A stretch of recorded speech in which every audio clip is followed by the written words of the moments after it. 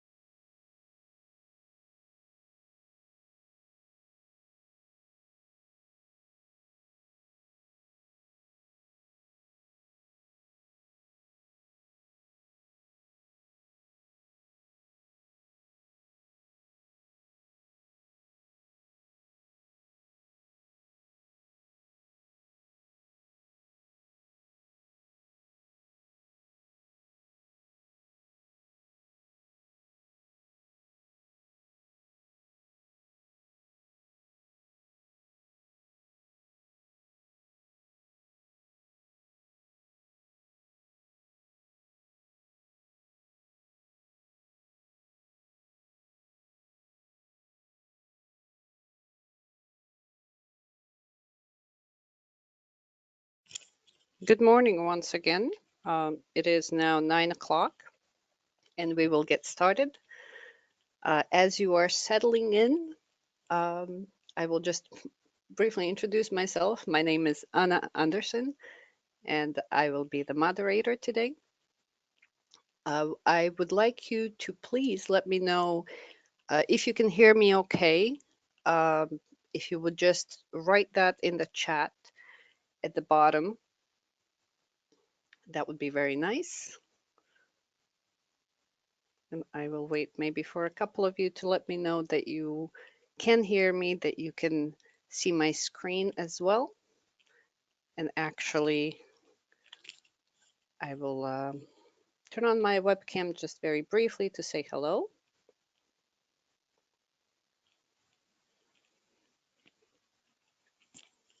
All right.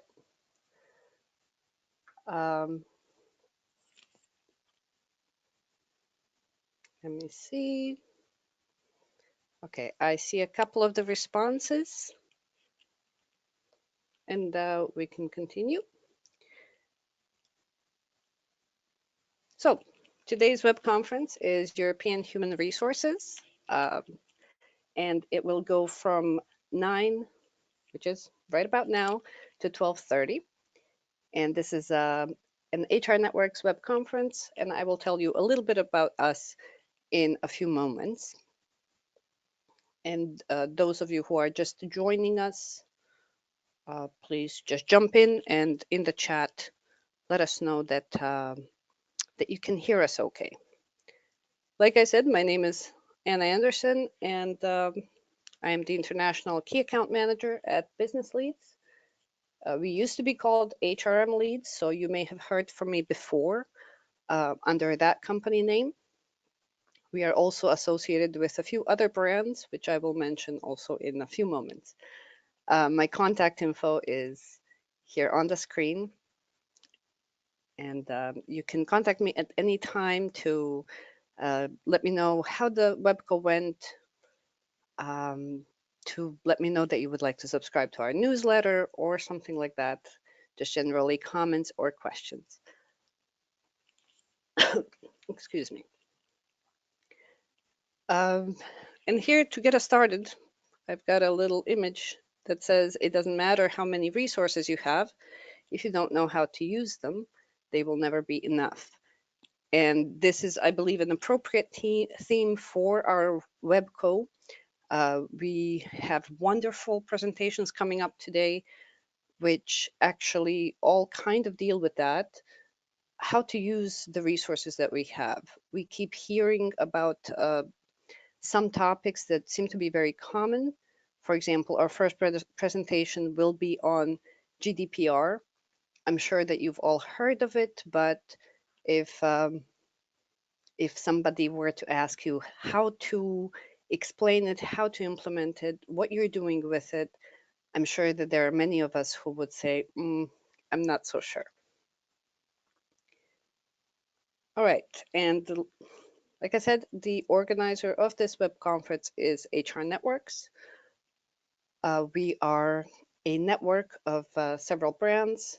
Among them is Business Leads, and we organize quite a few online events per year. And as you can see, some of our clients here are listed, but we have quite a few more very valuable presenters who enrich the HR community with their expertise, with their solutions, with their best practices, and so on. Today we will have a couple of these that are mentioned here, and I will talk about that when we get to the agenda. But the first thing I would like to ask you now, as you are here, is what is your role at your company? And I would like us to start the poll here. So among the choices here, we've got HR staff, HR service provider, a consultant or a trainer. We've got a specialized department, which is not HR. And then we have leadership, management, or the board. And then we have other. So we will take maybe a minute or so to get the answers, or until we have most of them.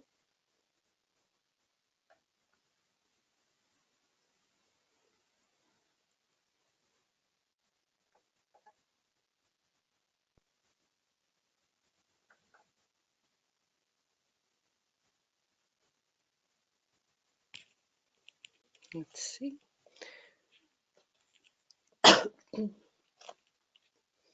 As the poll is progressing, I can see that a lot of you are HR professionals, which is exactly for whom this web conference and our other web conferences are meant for. So maybe another 3 seconds or so, and we can end the poll.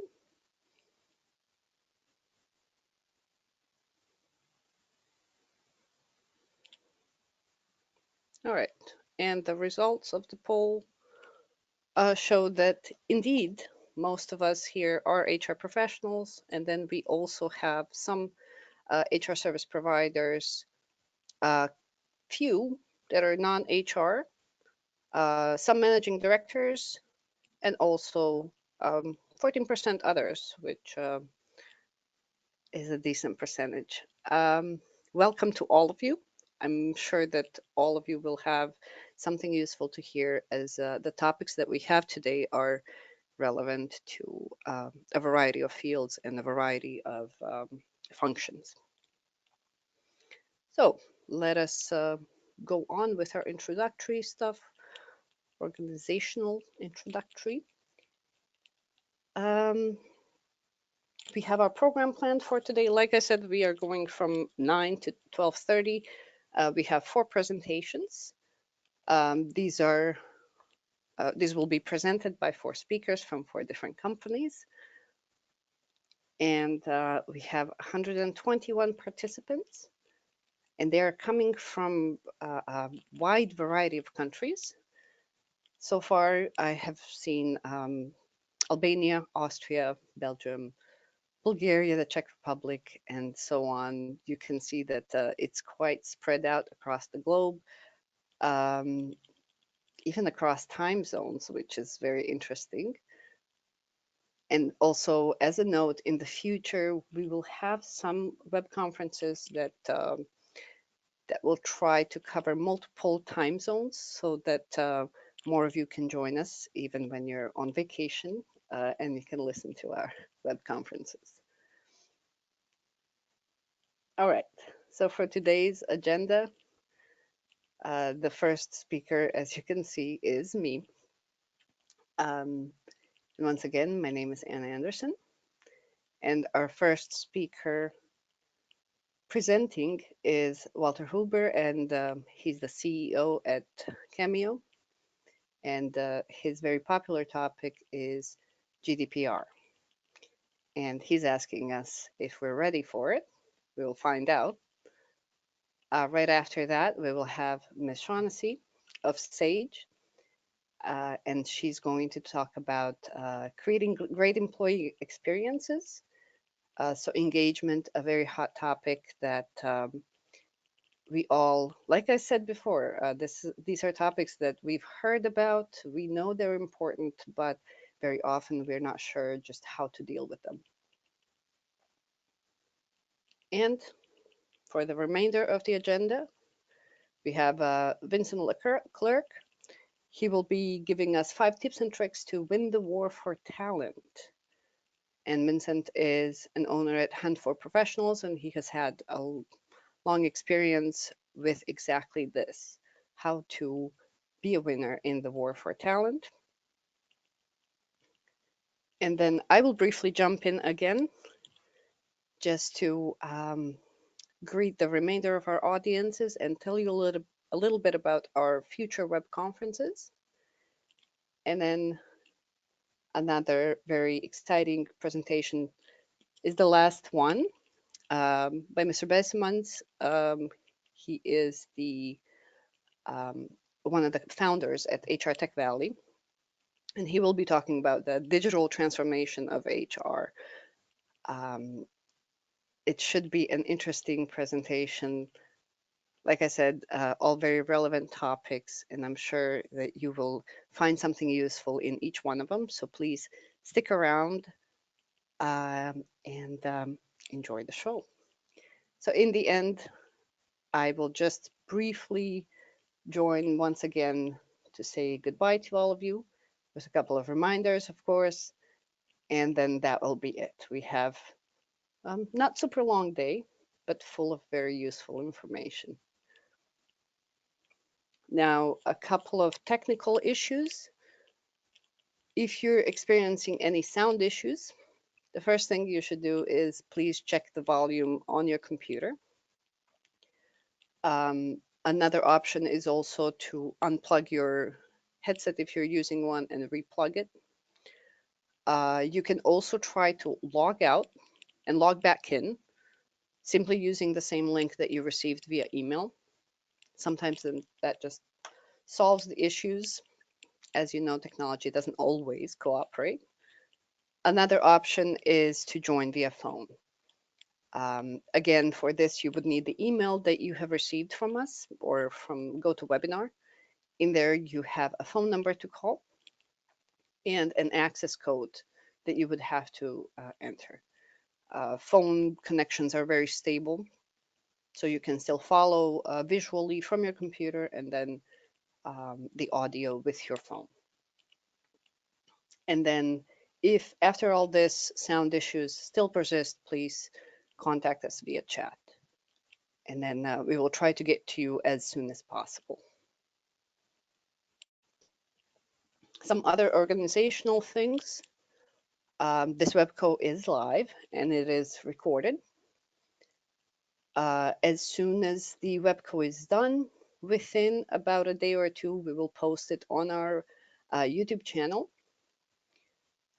for all the content that has been, for which we've gotten permission to publish. And in this case, I believe that it's going to be all of the presentations.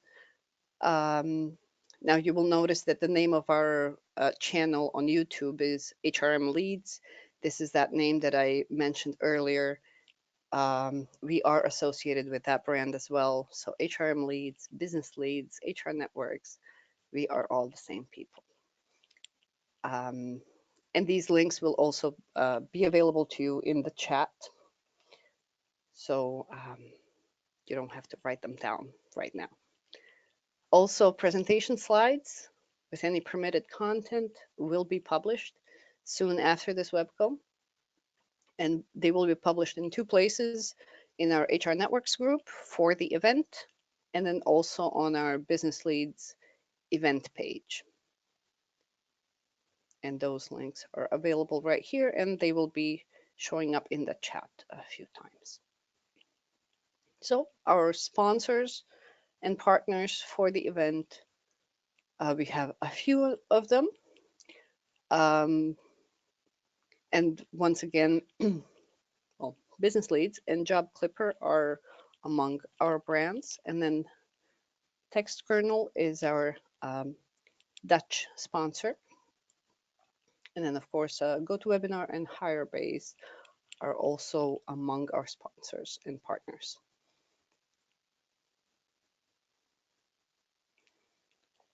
As one reminder, as you listen to these presentations, is if you think that you can contribute to the HR community with your expertise, with your best practices, we will welcome you.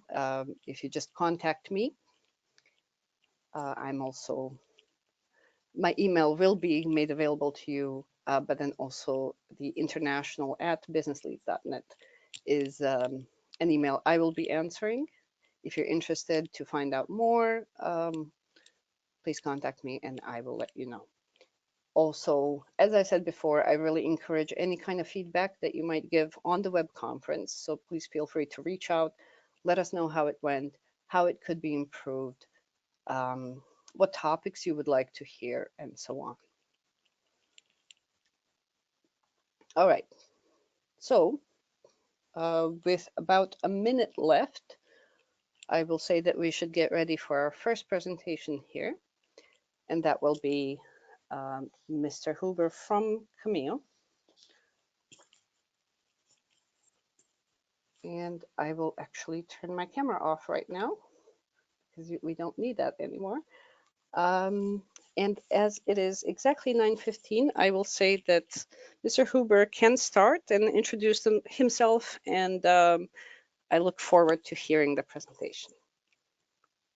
Good morning, Anna. Thank you for the kind introduction, and thanks also for making sure that everybody, I think, has a clear overview of the agenda, but also kind of if they have some technical issues along the way, how they can best address them. I won't use my webcam throughout the webinar, but I'll quickly say hi via webcam.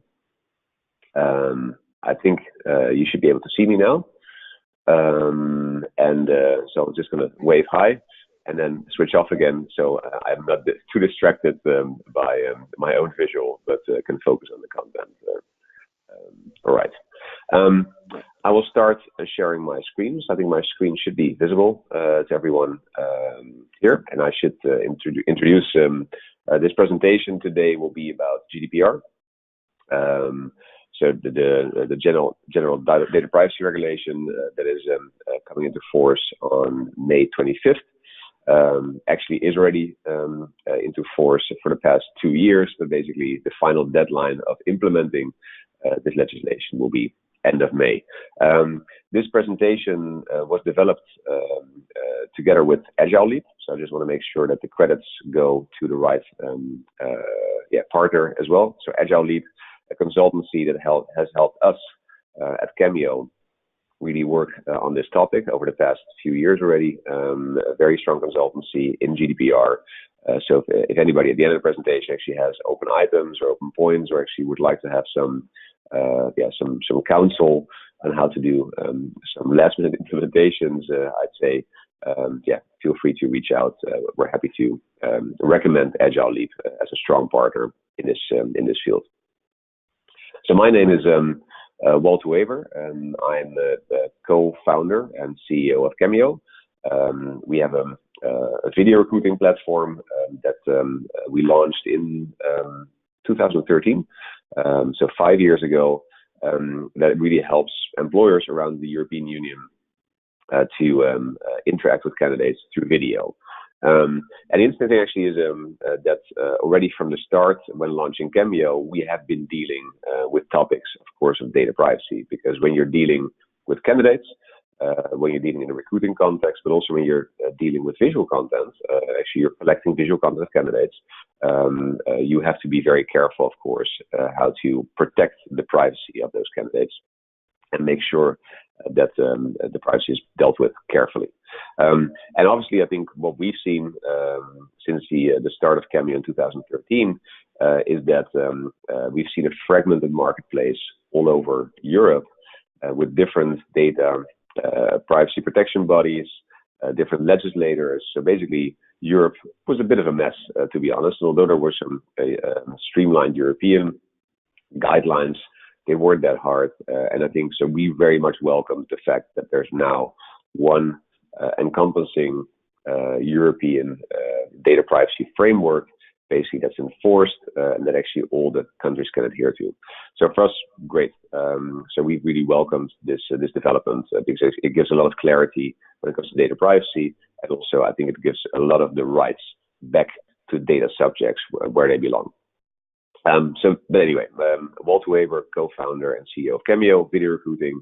I've been a consultant for most of my life, before and while running my company, Cammio, and really enjoy helping other companies grow, develop international positioning, but also in this case, advice on GDPR.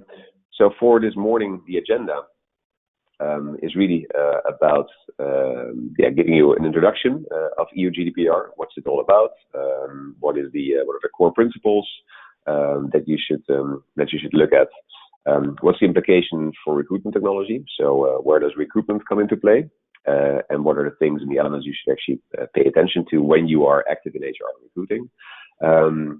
Where does EU-GDPR impact video recruiting in particular, which of course has been the topic of our interest over the past 2 years, and basically is also something that I think you could apply to other areas as well. So I think a useful case in that sense, and also how to ensure organizational compliance.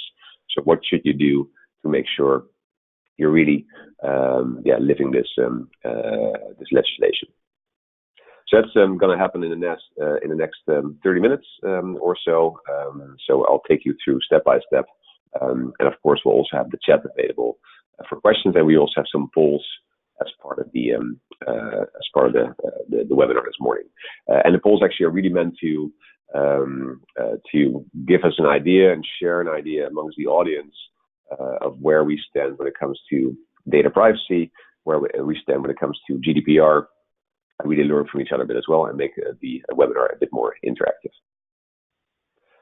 So just some basics on GDPR, and I would assume actually that most of you, if not all of you, would of course be knowledgeable about this fact. But basically, the hard deadline is May 25, 2018.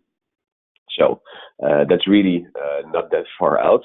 And I think although what we see in the market actually that many people are stressed about this, the deadline is coming, we really have to make sure we have our systems in place, we have all the documentations well organized. I think the fact is you've had 2 years to get organized for this. So if we're starting to worry about this now, you're really very late in the game, and you should really kind of allocate all the time that you have to make sure that you are well placed here.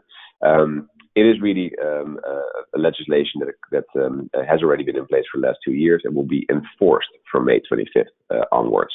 So it means actually the expectation is that companies have been working on this for the past 2 years to implement.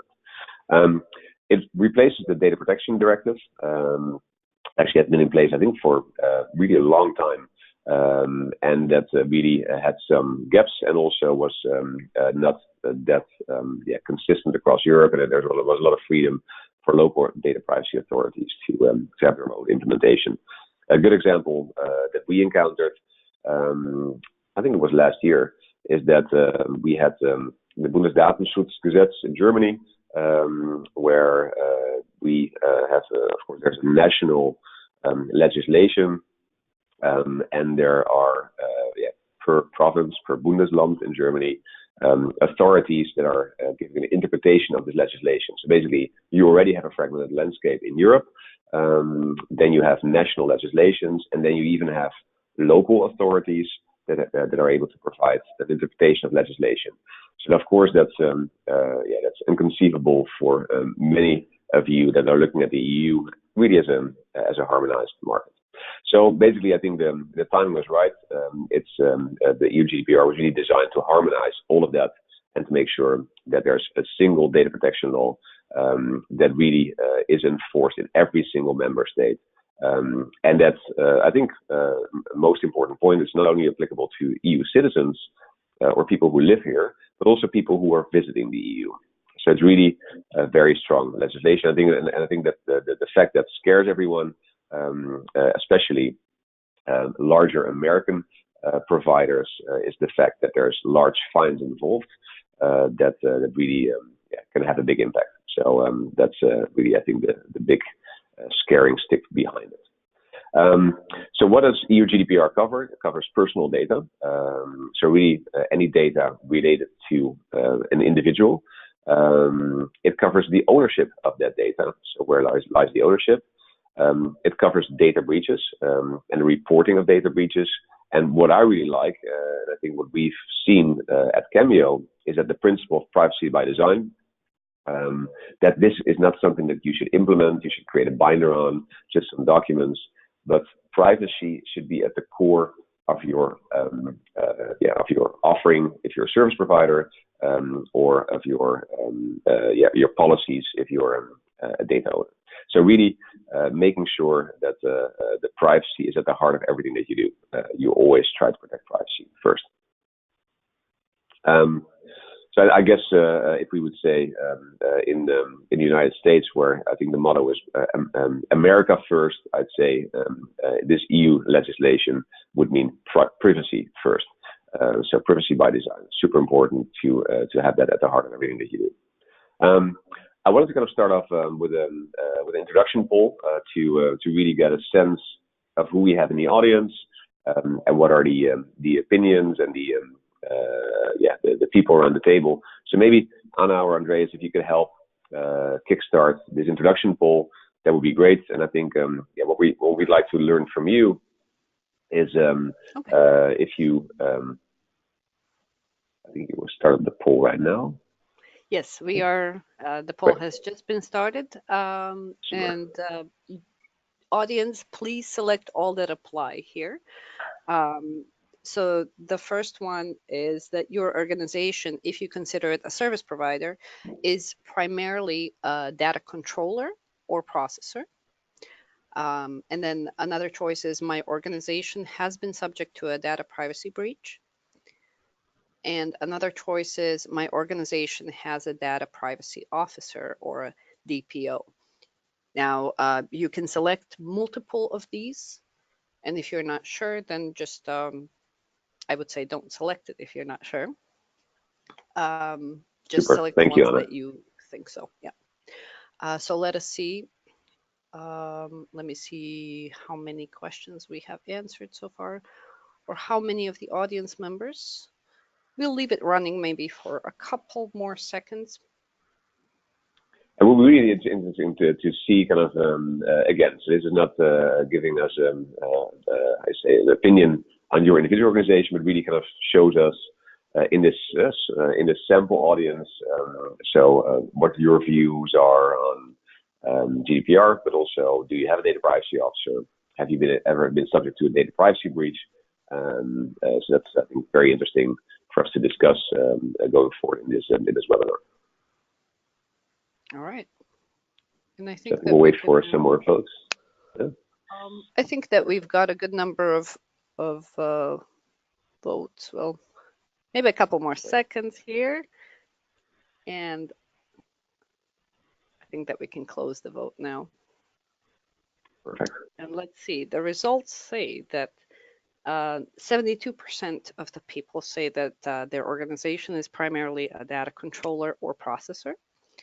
4% say that their organization has been subject to a data privacy breach that they know of course.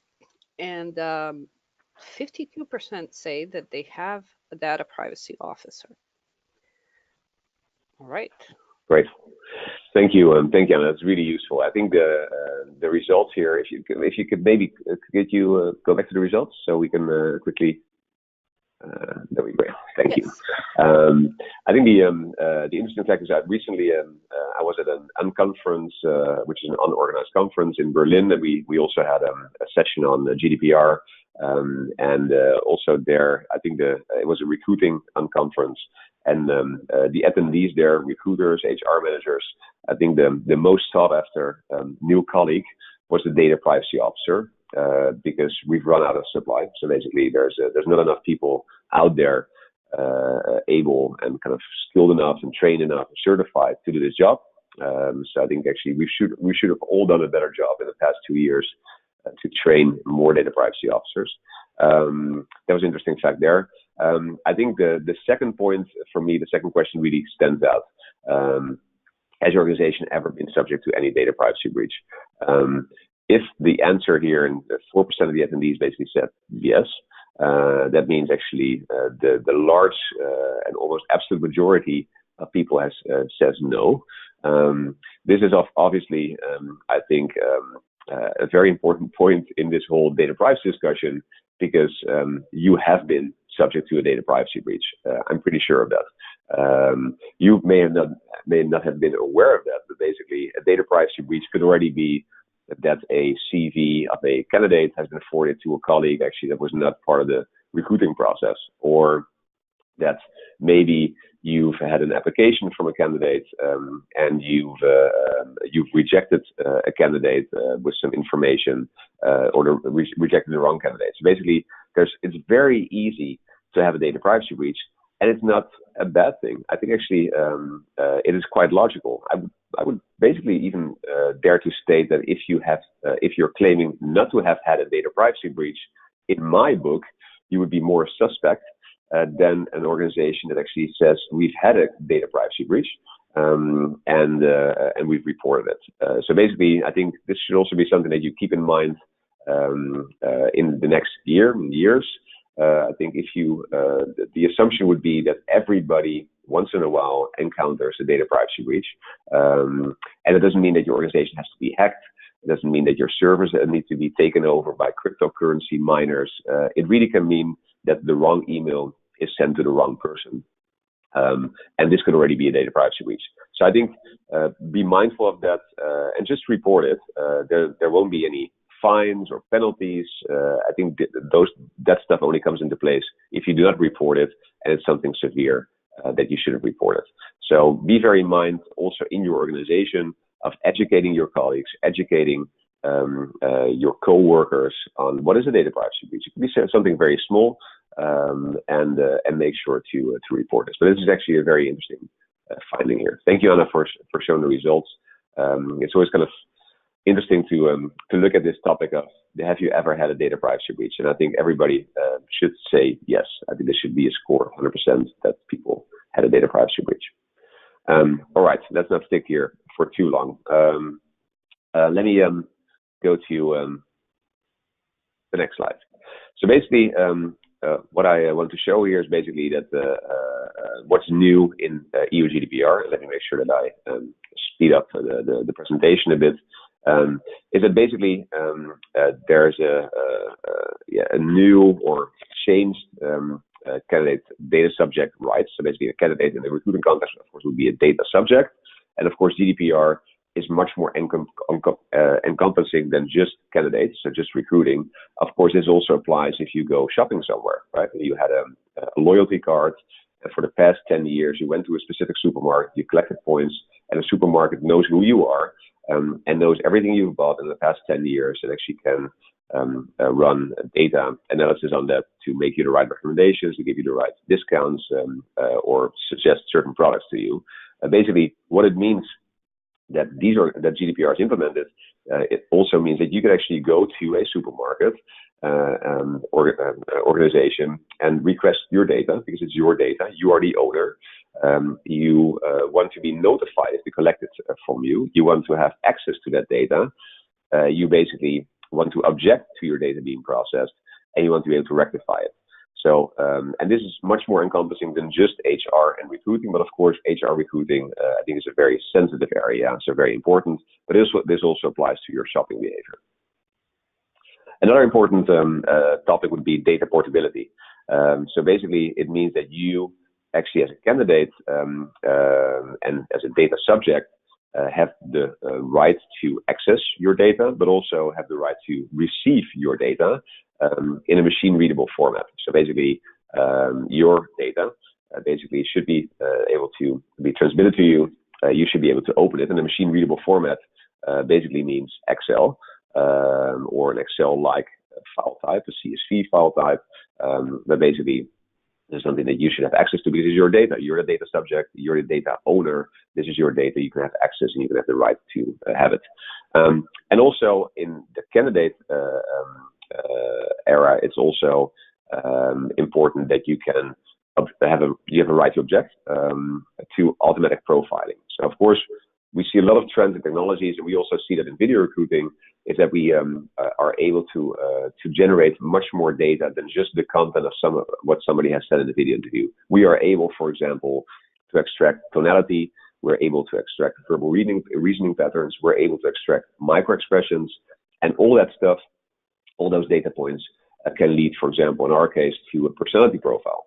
And this is automated profiling, and you should really notify a candidate before you do that. So basically, the clients, the Cammio clients that are using this, have notified their subjects, and also many clients are not using it and therefore do not notify their candidates.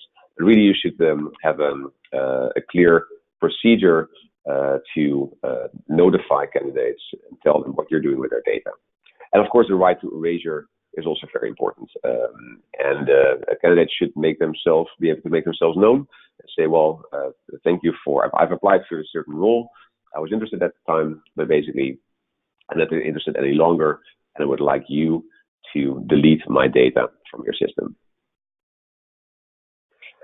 Consent is, of course, a very important topic. So basically, if you are collecting data from a data subject, a candidate, it is very important that you actually have consent, the approval of the candidate that you're collecting it. It should have a reason why you're collecting it.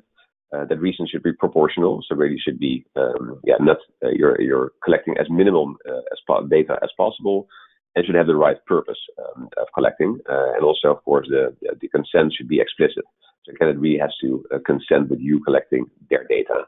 And also, the BCR, the binding corporate rules, is something that you could identify as an organization. You basically can write down your binding corporate rules and basically even have them approved by the supervisory authority to make sure that this is also in line with GDPR. And of course, a very, very important topic is on data breaches. You should really be very careful on data breaches. Of course, create an awareness in the organization, but also have, of course, the technical measures, the organizational measures to prevent any data breaches. When they happen, and they will happen, that you have a clear notification system for those personal breaches to be notified and to be reported.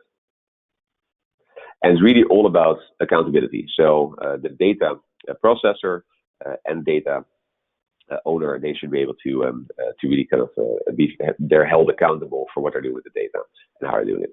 So basically, personal data, very simple. What is personal data? Is really any information relating to an identifiable natural person, and that could be through a name, an identification number, could be location data, an IP address, really a lot of different things to really allow you to identify an individual. And the fact is actually that there's proportionality in GDPR. So really, you should try to collect as little information as possible. So only the data you really need. You should really, also minimize the data collection to make sure it's more easily protected, and it's proportional, and it has a real clear business reason to collect it. So what are the different personal data categories? So basically, we have personal data, and we have sensitive personal data. And of course, with sensitive personal data, the name already identifies it. It really is a more specific, and could also lead to discrimination or to exclusion. So really, sensitive personal data, of course, is an area defined in GDPR that you need to protect even more carefully. So personal data could be an IP address, a date of birth, ID numbers, your address, email, name. So really kind of the usual stuff. Sensitive personal data could also, for example, mean your sexual orientation, your religion, your gender, your ethnicity. So there you have to be very, very careful. There has to be a clear reason that you're collecting this data, and it has to be really, of course, protected very, very well. When it comes to, for example, I've got these questions on IP address. What do we do with an IP address? Because in the end, actually, an IP address is very personal. It's just as personal as an email address or a house number. So basically, there's this principle of pseudonymization. So basically, you can say, okay, maybe I know now the street address and the house number of the person for the IP address, but you can also shorten the IP address to make sure that, for example, only the city is known. And you can still have statistical data, but it's not possible anymore to identify the person behind that IP address, because actually it's more generic statistical data. So for you to really kind of run statistics, but not to identify a person. And of course, there could be a reason for you to store an IP address. For example, if you're giving support to a candidate in the application process, you may want to know what's your IP address, what's the browser that you're using, etc. There could be a reason for you to collect that data. But once the reason has passed, basically you should not retain that data for any longer than necessary. There's two types of course, roles next to the data subject or the data owner, the candidate. In this case, there's a data controller, and there's a data processor. And in the past, actually, in previous legislation, actually, those roles were very distinct. They really had their own role to play. You could basically say, well, this is the responsibility of the data processor. In this case, for example, could be Cammio. So where we are processing the data on behalf of our clients, who are the data controllers, and the data that they are controlling is the data of the data subject, and that's basically the data owner. So in the past, actually, you could say, well, this is the responsibility of the data processor. So I think they've taken good care of it, and also the responsibility was really aimed there. But today, that responsibility is much more shared. So as a controller, you cannot just say, well, we have a good party that is working with us, and I think I assume they have their facts in order. I think I assume that they are well organized. No, today actually it's really important as a controller that you are co-responsible of what's happening at the processor. So you have to audit this. You have to audit this on a regular basis. You also have to really kind of check are the right technical organizational measures in place. What's the protection of international transfers of data? So there's really more and more shared responsibility. So if something happens at the processor level, you as a controller could be liable because you have not done the right auditing. So that's super important as a controller, that you now have become also responsible for what is happening on a processor level. And of course, the purpose of processing, the data subjects, the data categories, and who's receiving the data, that's very well must be organized on the controller side. But really, create a partnership with your processors, not just a supplier, but basically you're together liable for what's happening in the process to make sure you form a team and get that organized well. So in GDPR, Of course, consent is very important. So candidates, data subjects, they have to give you an approval to collect their data. Erasure is very important. So the right to be forgotten. So you should not take data longer than necessary or retain data longer than necessary. And also you should delete it immediately once there is a request from a data subject. And of course, portability is very important, that you should be able to provide the data, which is owned by the data subject, in a machine readable format, being Excel or CSV, for example. So I want to give you a quick case again, to give keep a bit of an interaction in the webinar, and so I'll just, you can read it obviously, but I'll just read it with you. As a job seeker, I entered my personal data and uploaded my CV onto a job board to create a profile, so I can quickly apply for new opportunities. As I've grown unhappy with the job board's performance and the conditions for processing, I will request them to cease processing my information and ask for my data to be provided in a machine readable format, so I can easily port it onto another job board. So I would basically like to ask you which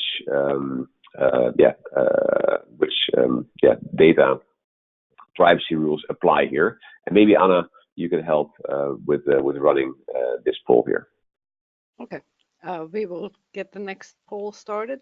So in this case that you have just seen on the screen, the question is, which GDPR data subject rights do you think will apply?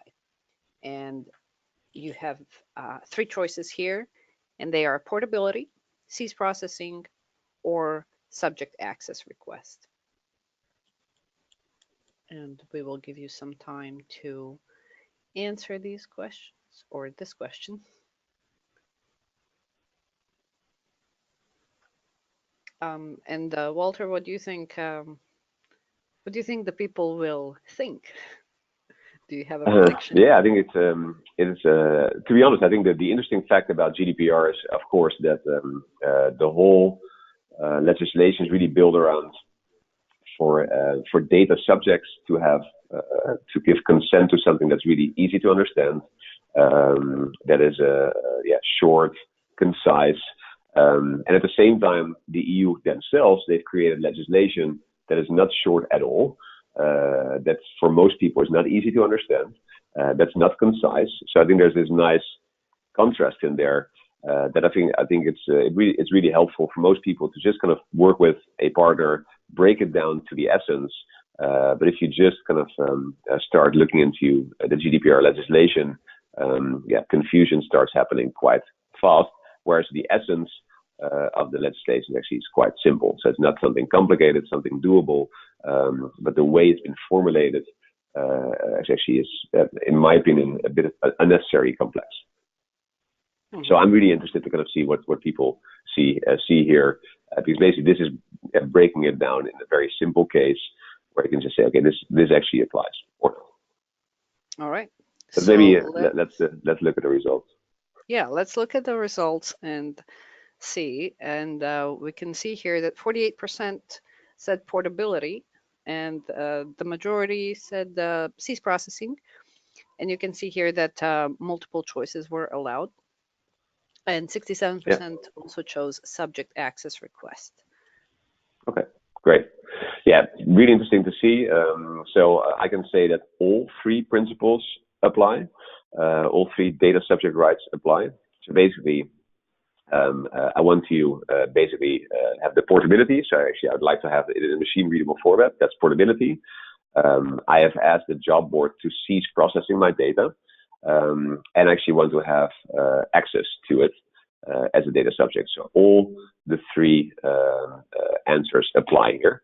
So it's really very encompassing case. So there should be or could have been a 100% score on all 3 answers. Thank you everyone for participating, and really kind of I think it's helpful also I think to understand what's happening here in the legislation. So another case, just briefly, during the recruitment process, an employer checks the candidates' profiles on various social networks, for example, Facebook and Instagram, and includes information from these platforms, as well as any other info available on the web, in the screening process. Here I would be interested to know, do you think this is a common industry practice? So actually, are more people doing this, or as recruiters, are we kind of doing this? And which principles do you think would apply to these by doing this? So maybe, Anna, if you could help with running another poll, that would be really great. Thank you. All right, so we have divided this into two questions just to see first the yes or no. So we will keep that one open very briefly. Do you think this is a common industry practice? And we'll wait maybe just a little bit to see what people say. This one should be quicker than the other one that requires a bit more involvement, I would say, thinking. Okay. Great. Yeah, I think the yes and no, I think, of course, would be an easy one. All right. And how about we close the poll now Right. and see what we've got. We've got 95% say this is a common industry practice and only 5% say no. Yeah. Well, I think that was a bit of an open door to that question, right, Anna? What do you think? So I think, yes, definitely. I think most people. Question. Yeah, leading question actually, indeed. So definitely. So I think a lot of people, of course, there's so much data out there and information candidates out there that most of us and most people basically they make use of this data since it's publicly available and it helps them to create an image and a perception or an impression of that candidate. Yeah, that's the reality. But then the important question is, do we think this is really allowed to do? All right. So which principles do you think will apply? All right. Let's start the next one. And then the principles that you can choose from are notice, proportionality, data breach, and disclosure. And again, you can choose more than one answer.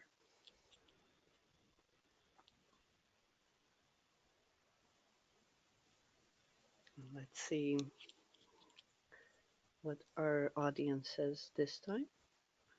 It seems like that by the third question or so, the answers keep coming in a little bit faster.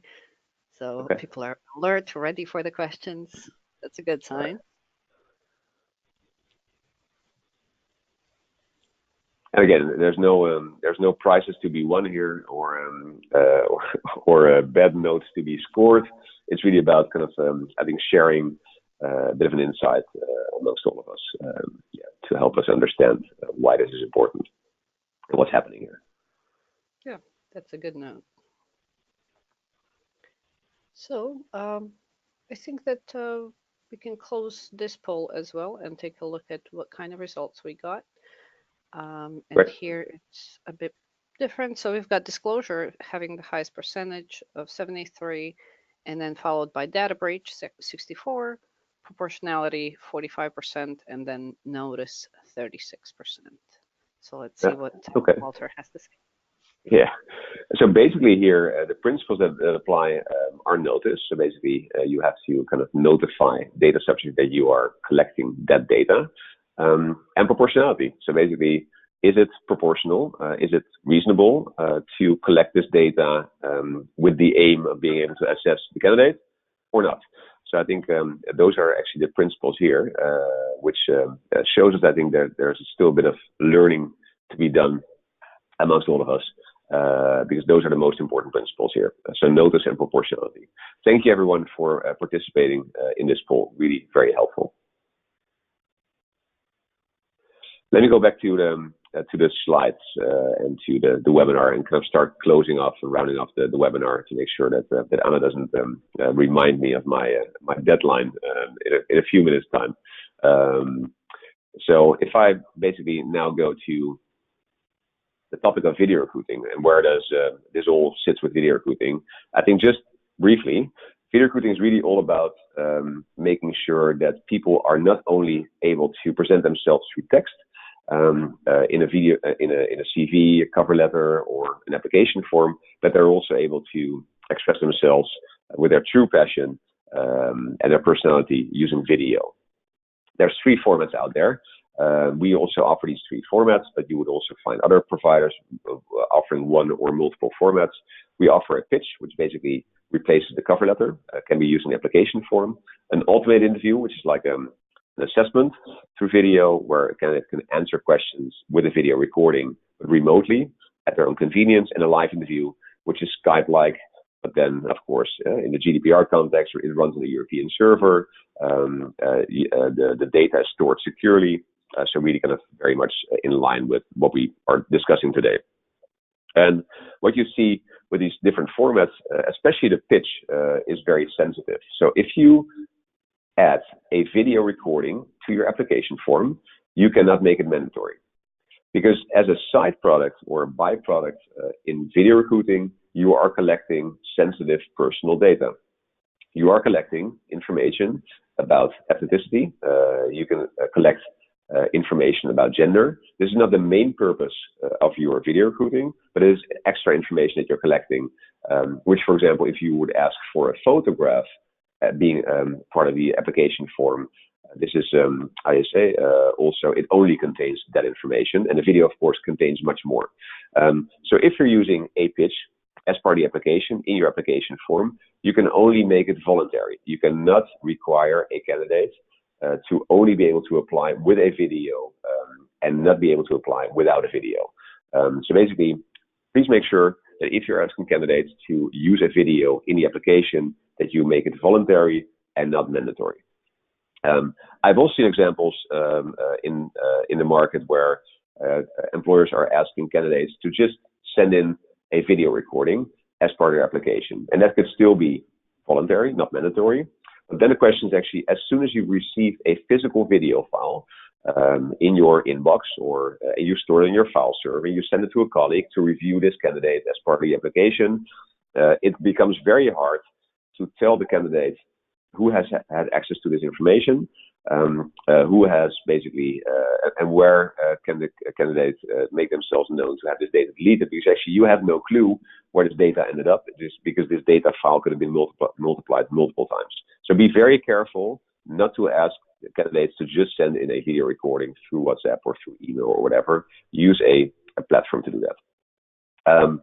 So if you make a video recording, this is an example of it. Also for a live interview, you can also make a recording with permission of the candidate. So the permission is always explicit. It's very important that, as I said, the video contains information, gender, ethnicity, and age, and that you need to kind of have an explicit consent from the candidate for you to allow to use a recording as part of the selection process.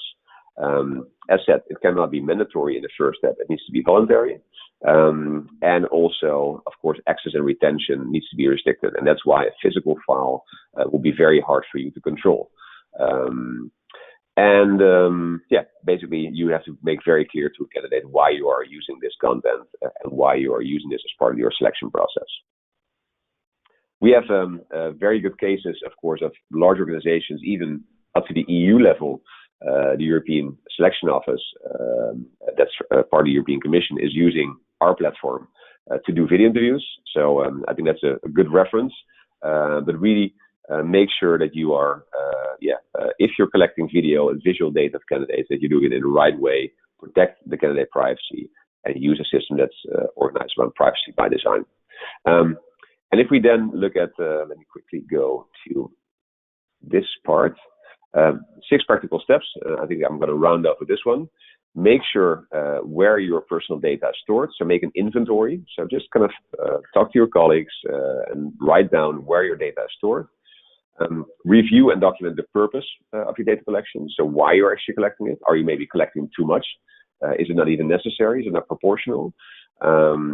Make sure that you have a clear process for candidates to give consent, but also to revoke it. It should be in GDPR as easy to revoke your consent as to give it. Describe your technical organizational measures. So what kind of what measures have you implemented to protect candidate privacy? Describe that. Have a clear description available. Develop a breach notification procedure. We've talked about this, but also make sure that you're educating your coworkers, because a data breach is happening very easily. And make sure that you consider assigning a data privacy officer if you can still find one. And of course, there's lots of technical measures that you can apply. We use encryption, we use key management, we use logging. So every data piece in our system that actually has been stored by us, we can track down who has had access to it. what has happened to it. So you can always kind of give a good report on what happened with specific data. So really make sure you have all the technical measures in place to protect your data. And there's also some interesting content that I can share with you, and it's downloadable on our website if you want to have more information on GDPR. There's also lots of useful resources available where you can get quick reference guides, where you can actually get some info on the directive, and also per country kind of some clear explanations on what you should be doing.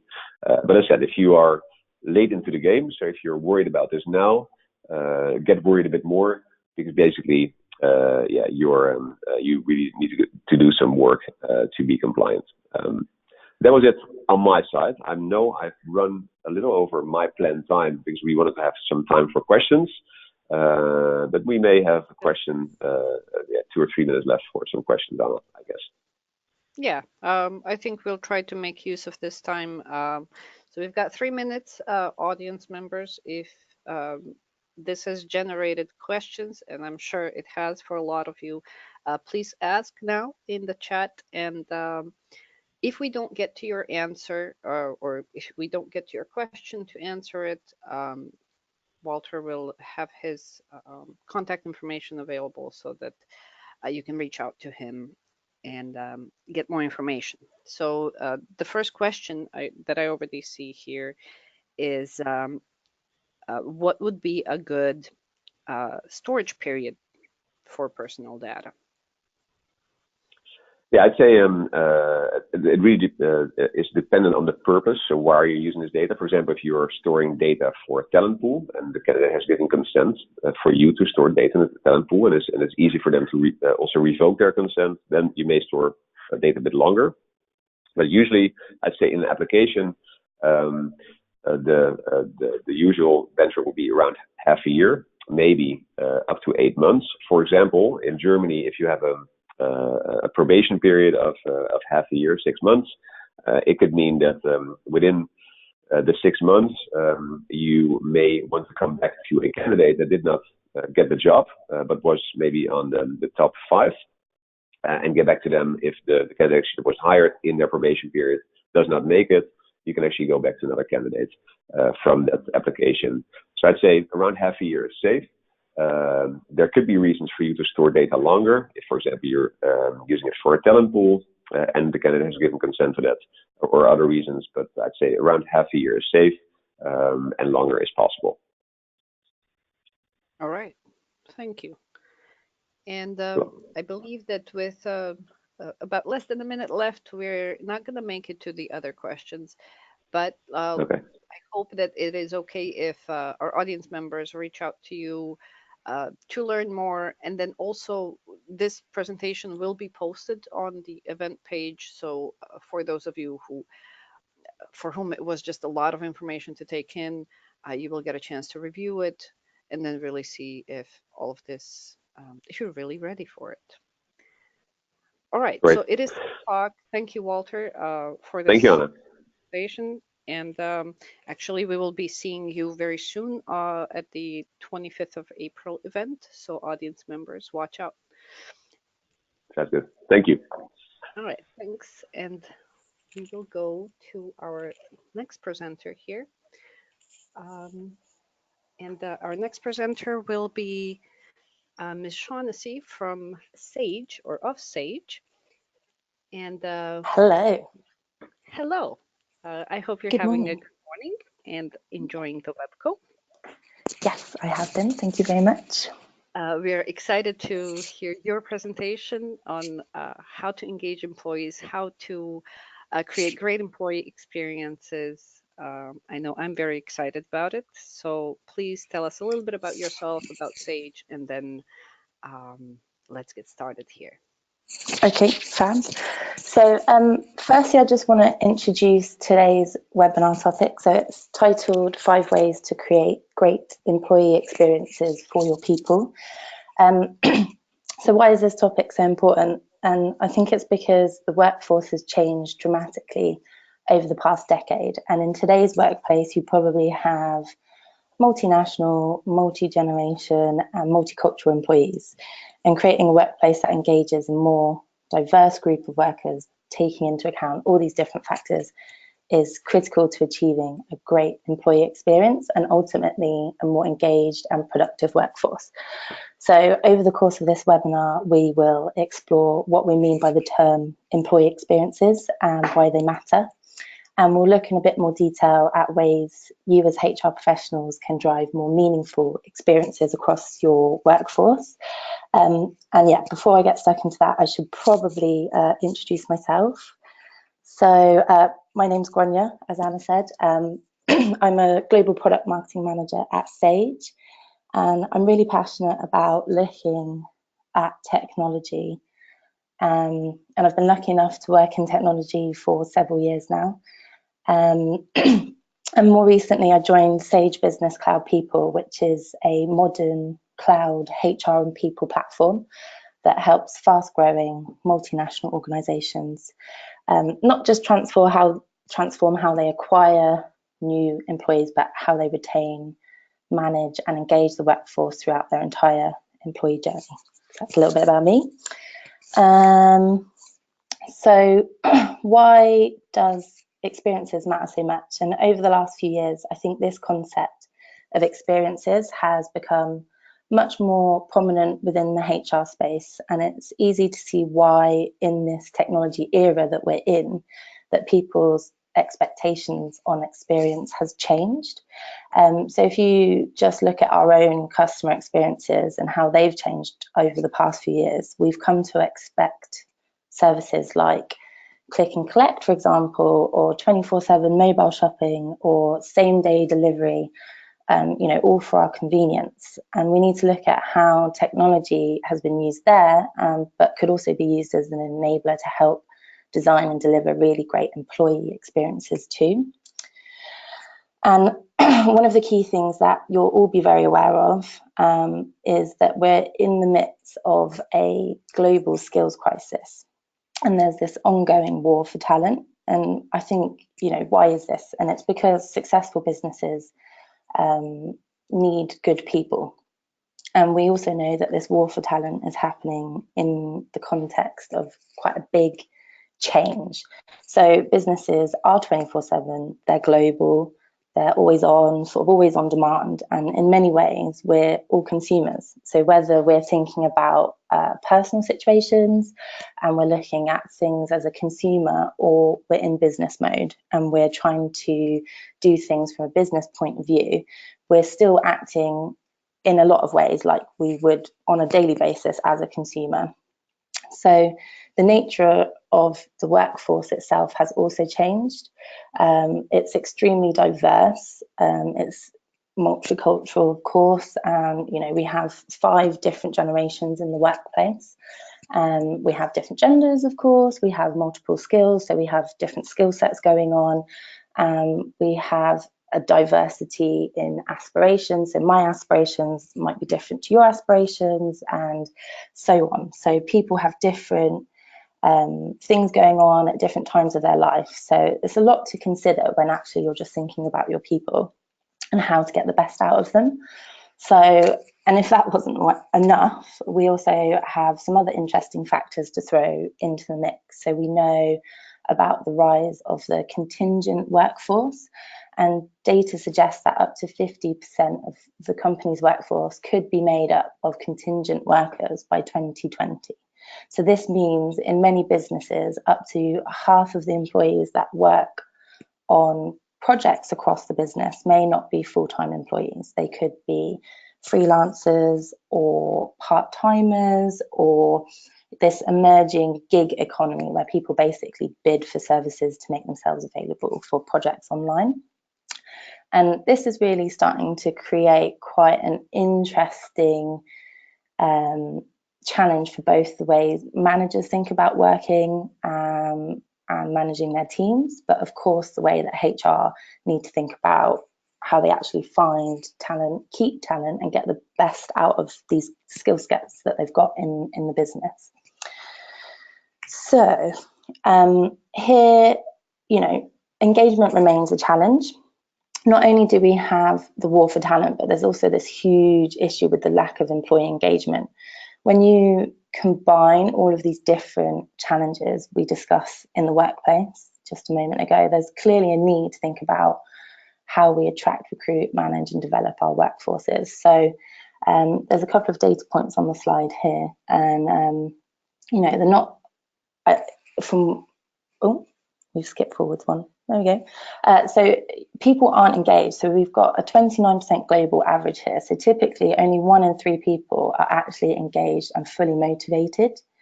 So most of the people in a company, so that's about 70%, are not giving their best that they could give for whatever reason.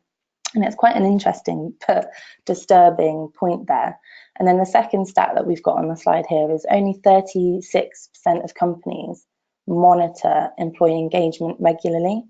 And I'm actually quite curious at this point to ask the HR professionals listening today, how often do you ask if your employees are motivated and look at the types of data points within the organisation like this? So Anna, could we take a moment just to ask the audience our poll question?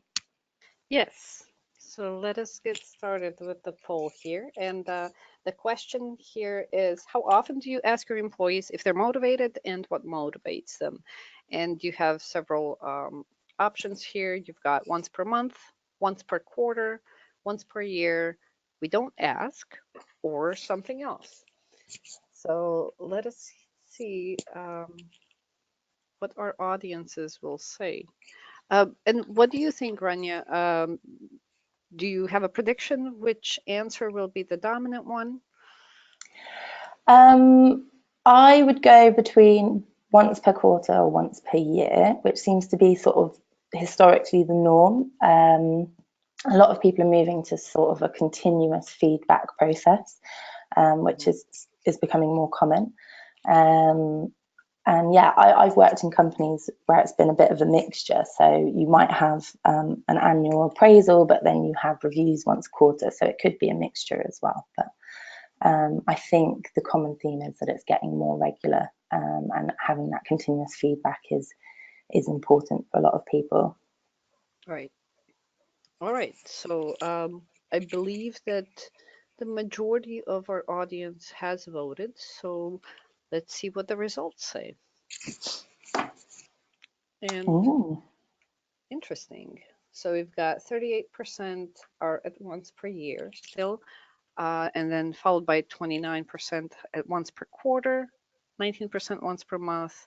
We've got 10% we don't ask, and 5% other. Okay, cool. Thank you. Yeah, that is really interesting to see the contrast of answers there. So I'll actually talk a little bit more about the use of integrated communications and feedback a little bit later on in the webinar. So we'll touch on that again. Cool. So on this next slide, we're looking at the productivity crisis. So we're going to look at some data around productivity and productivity growth. The chart on this slide, which comes from the Department of Statistics in the US, shows that while GDP has fluctuated over time, if you look at the trend overall, it's pretty flat, and if anything, it's in decline.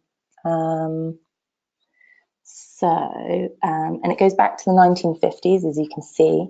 And if you look at the last few years in particular, productivity growth is actually negative. So in spite of all the technology that we have, and in spite of the best practices that we seem to put into effect, we clearly have a bit of a problem, and it's not working, and we're not getting the best out of our people. And so this raises some quite interesting questions, like, why is that? Well, one of the things that has started to become evident is that we need to understand more about motivation and engagement. And we really need to understand the importance of experience as part of that.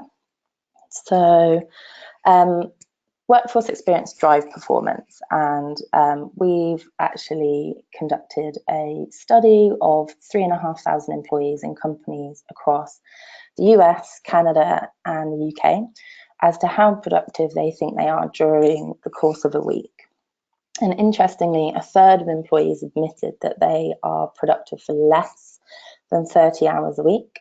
And this speaks a little bit to the opportunity to address a bit of a productivity gap. and is there something that can be done about it? Employees themselves are saying, yes, we actually recognise that there's something that could be improved. Some of the other interesting data points, so 78% of those surveyed said that positive workforce experience have a huge impact on productivity. So that's about 80% recognise the fact that if you can generate these positive experiences around work and at work and in the workforce, this is going to have a positive impact on their work. And 66% said that being valued and recognised is the most important aspect of their work. Now, the interesting thing about recognition, it's not that difficult. It's just to say thank you or good job. And I think this is something that can sometimes get a little bit overlooked. And also we've got 80% there talking about positive workforce experiences, which you see rises to 92% when you look at the millennials there in the middle. And then you're seeing that there's really quite simple things that can be done to just improve those things, like the recognition.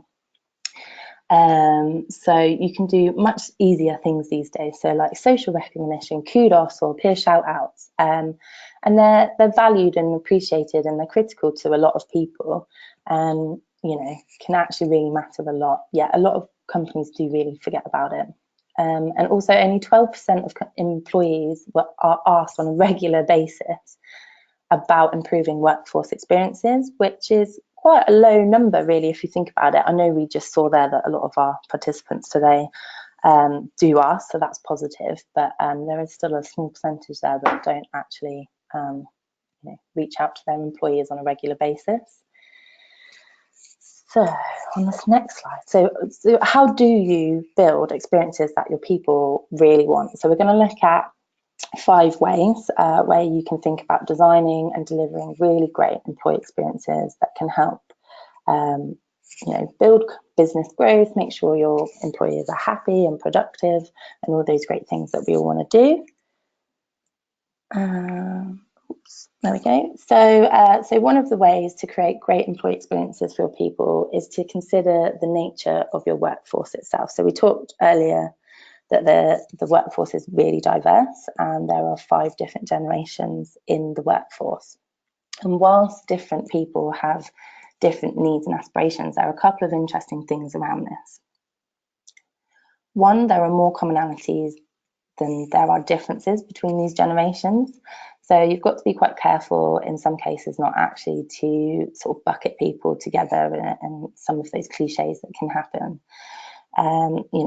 Such as a particular generation only has certain needs, because that can be very detrimental actually. So businesses really need to understand their people as individuals. So whilst age and generations are important, there will be perhaps certain things that a younger person wants over an older person, but the point is you still really need to understand your people rather than making generalizations.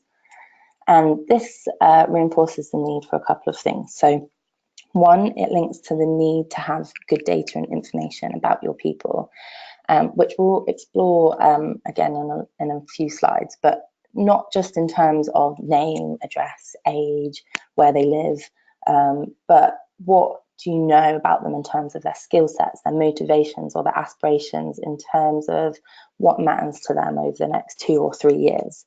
What are they trying to do or achieve, where they are trying to go with their career or their lives? And I think that information is really the most important information that you need to capture, especially if you want to ensure that you're building those great experiences around that. So knowing things like that are really fundamental, and most companies are less aware of those types of feedback and information from their employees. So really you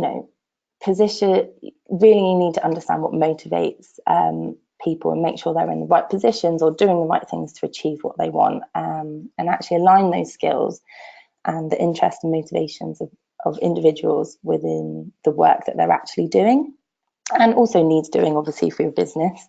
And increasingly a lot of modern HR systems are making a move to try and help companies try and build that gap because it's so critical. And while we're in the middle of this global war for talent, it's a war that companies who offer flexibility, which will probably win. So on this next slide, we're talking about creating tailored and personalised experiences for your workforce. So our survey showed that 81% of employees place importance and value on the notion of flexible, agile and remote working. Now, it seems like a pretty straightforward thing. It's a no-brainer, although we have seen some examples of organisations starting to challenge whether this is such a good thing or not. While we don't have time to go into the ins and outs of this argument, it's important to appreciate a couple of things here. So more companies are moving towards agile working, and this is really about empowerment for your employees. So we all have busy lives. We've got a lot of things going on. You could be juggling a family life or personal commitments and work commitments, and time is really of the essence. You know, we're used to having things on our mobile at our fingertips so we can do things on the go. So I think it's important to reflect that in the way that you run your organization as well. And again, I mentioned it seems like a no-brainer, but it's one that can get easily overlooked. So yeah, it doesn't always get played out in a business context, but the remote working is one of the ways that you can create a great employee experience for your people. Now, this second point here is leveraging mobile and self-service. And it's becoming increasingly important for people because the use of mobile technology and mobile experiences is in our personal lives every day. People expect that information on their mobile, which is easy accessible and on the go. So it's now an expectation within the workplace too. And again, it sounds pretty self-evident, but because we're always using mobile technology and different applications, while that's the case for consumer applications and something we're all used to, whether it's using Uber or shopping online or being able to do our personal finances in Starbucks, what's amazing is that doing really simple things like updating personal records or booking vacation or tracking your personal conversations or performance reviews, many employees don't have the capability to do that from their mobile, or even themselves. They might have to actually put a request into HR to do a lot of those things. And this means that the processes that are being used in some cases can actually detract from performance and deliver poor experiences. And often just adds to the workload of the HR professionals, which, you know, if your employees can own some of the admin and own their own data, they don't have to come to HR with requests, forms, emails, stuff that can get lost or miss or sort of build up. And this gives HR an opportunity to focus on things that are, you know, more valuable from a HR point of view, and certainly can help drive HR productivity, whilst at the same time reducing the problems and frustrations for work teams, and therefore drive better experiences all around. And mobile experiences are really important, and if you're not thinking about them already, then it's something that you know, we think can really make an impact on driving employee experiences. And if it's something that you have started to do, I'd really think about ways that you can improve it or how you can embed it more across the business. And then, so point 3 here, so our third way is to really use data and analytics to drive decisions.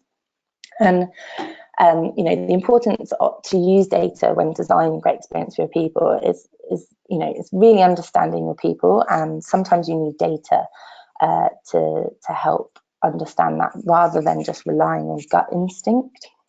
It's, you know, well agreed that by HR leaders, as evidenced by surveys that we've done. So here, you know, 83% of people decisions should be based on data and analytics.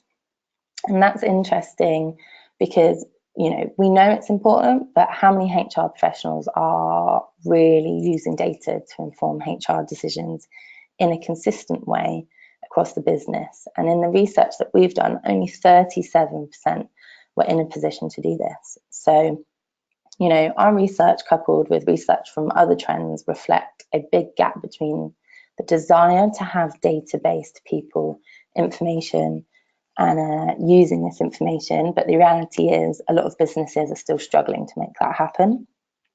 And as you can see from our research, 92% simply do not have the insights that they need to run the business effectively from a HR point of view and really drive those great experiences. And a little bit more about people data. So with this in mind, it's critical to have information which you can depend on. You need to ensure that your people data is accurate, it's current, it's consistent, and then when you start to pull reports or look at dashboard or start to really use that information, you can start driving the right decisions because you've got actionable insights. And take this to the next level. It's you don't want to just be looking in the rearview mirror. You want to be predicting what's going to happen in the future, look at trends, or identify key areas that might become problem points in the future, and looking at different scenarios and testing situations. So, you don't have a gap in a certain skill that you need, or that there's a certain area of the business that's not doing very well, and you might start to sort of see attrition in that area, and then you'll have a gap and you'll see yourself in a problem in the future. So it's just constantly monitoring that information just to ensure that you don't have a gap. And another example is, what is the relationship between your best performers and people that actually do the interviewing within your business, for example? Do you have really great interviewers who have helped to bring on great performers? Or another key area is something like flight risk, as I've just mentioned. So these are just a couple of the points that you can use data to really highlight, and in a futuristic way, look ahead and use analytics and information to help manage risk or determine the most effective course of actions for a future outcome.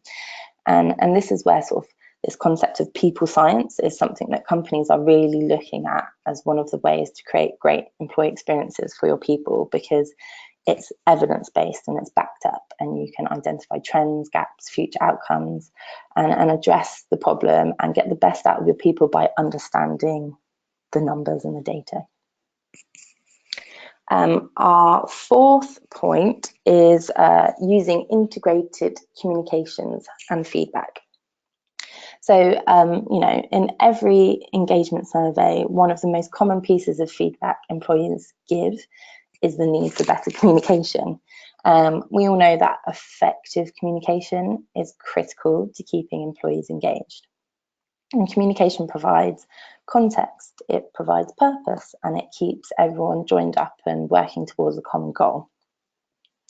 But in the face of all the changes we've been discussing and different expectations and ways of working, preferences for consuming information and priorities in work and life, how on earth do you deliver communications that are actually tailored to everyone? It's a challenge, and employees are often at risk of suffering from over communication.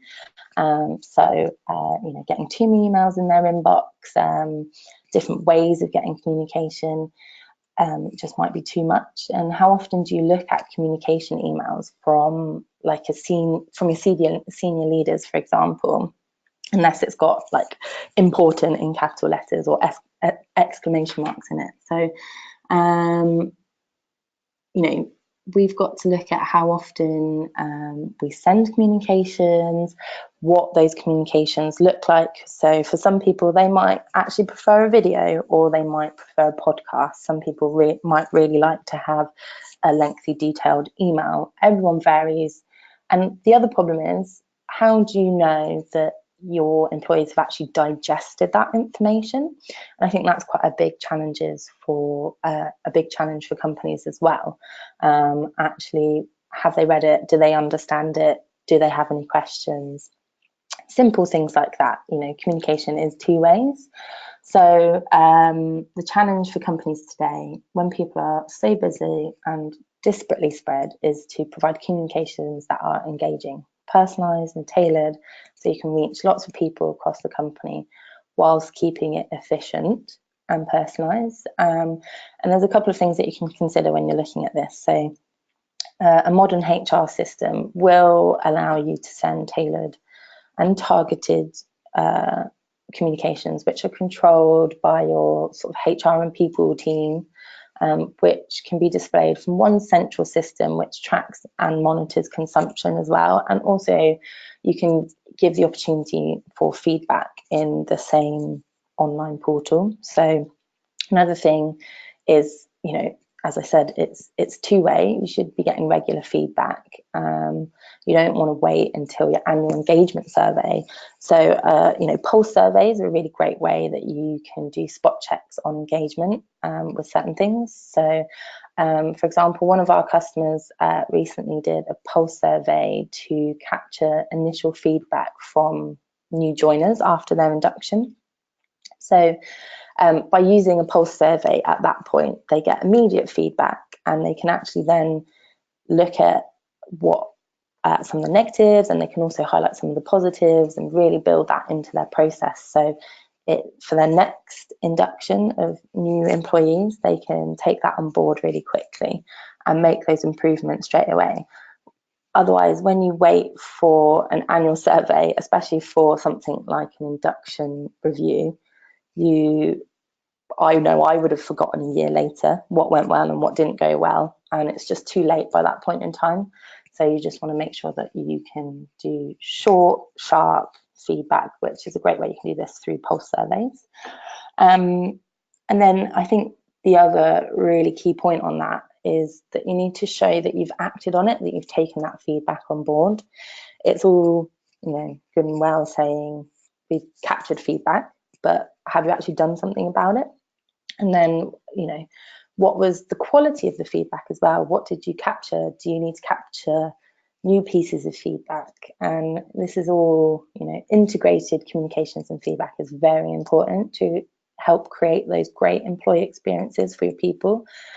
And that links quite nicely onto my final point, which is,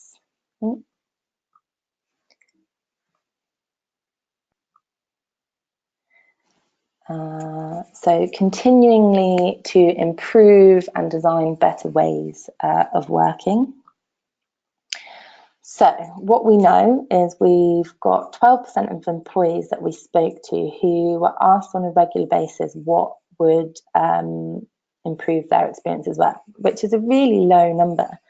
And then 47% actually said that they'd never been asked at all, which is crazy. But then capturing feedback really isn't good enough. You need to do something with it, and you need to do it quickly. And this ongoing improval process, I think, is really important for HR teams to really take a hold of. And I think this is where HR really shines as well, because those people experiences can be the really fun, rewarding parts of the role. And this is a point where HR can really take leadership. So I think, you know, a really simple way of doing that is just speaking to employees. Again, it's quite straightforward, but I know people get busy. You know, there's lots of things going on a day-to-day, week-to-week basis. So how often do you actually sit down and look at experiences and ways to improve those and actually do something about it? And I think that needs to come into the forefront a lot more and happen on a regular basis to ensure that, you know, we're designing better ways of working by asking our employees how they do things differently, what they change, and then we can make those changes in a much quicker and more agile manner. So the 5 ways to create great employee experiences for your people, to recap. So 1, create tailored and personalized experiences. 2, leverage mobile and self-service access. And thirdly, really using data and analytics. People science is a big topic in the HR space, and I think this is really important. 4, use integrated communications and feedback. You know, from the data that we've looked at today, this is hugely important, and I think will really go towards that continual improvement, which is our 5th way, to just continually improve and design better ways of working. So lastly, I just wanted to go through some examples of how you can use technology to help move in this direction of creating great employee experiences for your people. I'll point out here, though, that it's not simply a case of implementing the technology and then that will solve the problem, because we've seen from some of the stats that I've talked through today that this hasn't been working with those global engagement numbers we looked at earlier. But if you start thinking about how you can use technology to start driving some of the changes that we've talked about in the last few slides, a modern HR system that's not just a HCM, that is HR and people focused and really focus on the entire workforce, can do things like enable you to completely brand your self-service portal. The interface that your employees see every day can help drive brand through not just externally, the way in which marketing would do for your customers, but by using some branding internally that can ensure your brand values and culture is reflected across your workforce, and it's something that they engage with on a daily basis. And critically, the combination of all these things can really help companies truly transform the way in which they think about and provide experiences for their workforce. And a modern system can provide those mobile experiences that we mentioned earlier, the analytics that we've mentioned, and give you a really simple way of delivering those pulse surveys as well.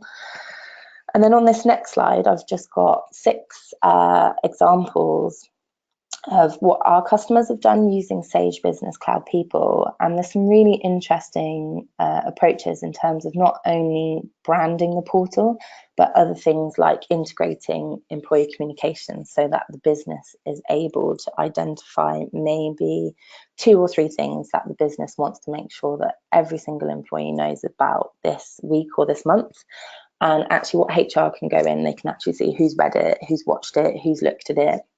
So you can monitor who's looked at it. And this could be things like a message from the CEO, and it could be something really nice just to say Happy Easter, like we've just gone through now, or it could be something quite business critical, like a new policy to do with rolling out GDPR. So there's varied things that you can deliver and make sure people have read and looked at. So there are 6 images on the screen at the moment which reflect different brands, and I won't go through all of them, but Innocent, which is the top row in the middle, is a European company which is mainly owned by Coca-Cola and is one of Europe's largest smoothie brands, which you may recognise. And it's a really, really fun company. They brand their employee portal to reflect how their fun culture, their fun brand, and they've actually called it Fruit Book. And this really does reflect the type of culture of the business. And you can see there on the right hand side that there's a bar there that provides contact information for individuals across the business. But it doesn't have to be standard information like contact information. It can be anything you want, really. You can capture things like how do you like your tea or your coffee, or what's your favorite drink, things like that, that just add an element of fun, gets your employees to know each other, and I think that's reflected by Innocent's portal there. And HR systems don't have to be boring. It's not just about automating HR processes, while that is really important because we want to free up HR's time to do more meaningful things like creating those workforce experiences. But a modern system, one that's catered to HR managers and all employees, can really help to tailor processes, automate processes, but more importantly, help build those great workforce experiences. And then finally, so that's all I wanted to cover with you today. How do we think about employee experiences which will drive engagement and ultimately productivity in your organisation? Hopefully what I've covered today and the 5 ways gives you some food for thought. And it's important to talk about experiences and prioritise it. And this is where, as I said earlier, HR really shines, and it's really rewarding to see what you know, what motivates your workforce, and then actually putting experiences in place to help improve those experiences, nurture those experiences, and, you know, ultimately help the business become more, you know, more fun place to work at and really build over time. So yeah, that's it from me today. Anna, over to you. Do we have any questions? All right, let us see that if the audience has come up with any questions. First of all, thank you for a great presentation. I think, as you've said a couple of times, this is such a common topic. We always talk about it, but this implementation is kind of where we get stuck. And it's great to have Yeah. these really concrete things of what we can take back to our companies and implement and start doing. Mm-hmm. So Yeah. let's take a look at some of these questions. Give me just a moment here. Um, oh yeah, this is a good one. Can we access the research data that you've been discussing today, that you've shown? Yes, you can find all of our research on the resources area of sagepeople.com. Some of the data today was taken from a report called Why Your Workforce Isn't Working. But yeah, you can find all of our research and reports in our resource area on the website. All right, well, thank you. And let's see. How can your system assist my GDPR compliance?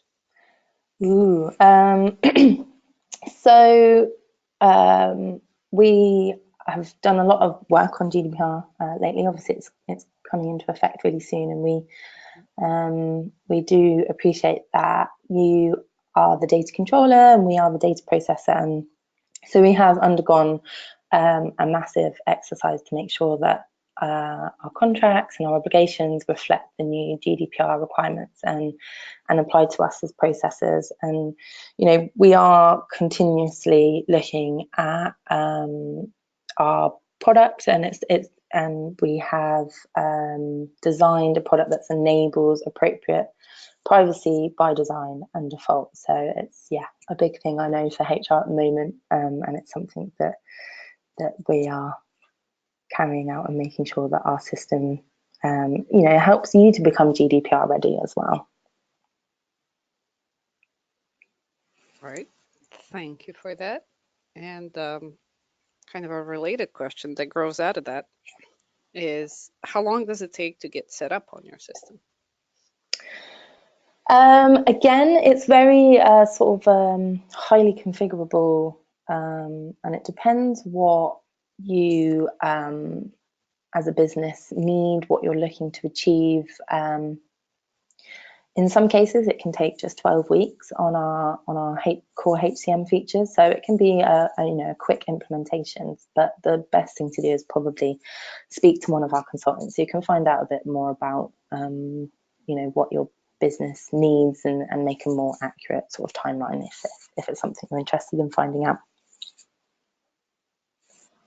All right. And then we have another question that kind of goes back to when you talked about positive experiences. Okay. What would be an example of a positive experience? Is that the feedback that you were talking about, or what would be like concrete examples of those positive experiences? And I think sort of a positive experience could be different for me than it would be for you, Anna. So I think it depends, but I think by asking people what they would like to see, what changes they'd like to put in place, then at least you know it's stuff that they want and that they want to happen. So, for example, like on the onboarding example that I mentioned earlier, so they actually got some feedback when at the end of that pulse survey saying that they wanted, the employees wanted to spend more time with the team and less time doing sort of training, but actually spend more time with their team. So that's something that they made sure that they had time for in that first week of onboarding, is that they had a morning or a day with their team just to get to know their team a bit more. So it's really simple things like that can actually make a really positive impact. And other small things, like more fun things. You know, we actually want to do more, go out as a team of people, because we don't actually get to spend much time across the business and get to know other areas of the business. That's something which can be quite common.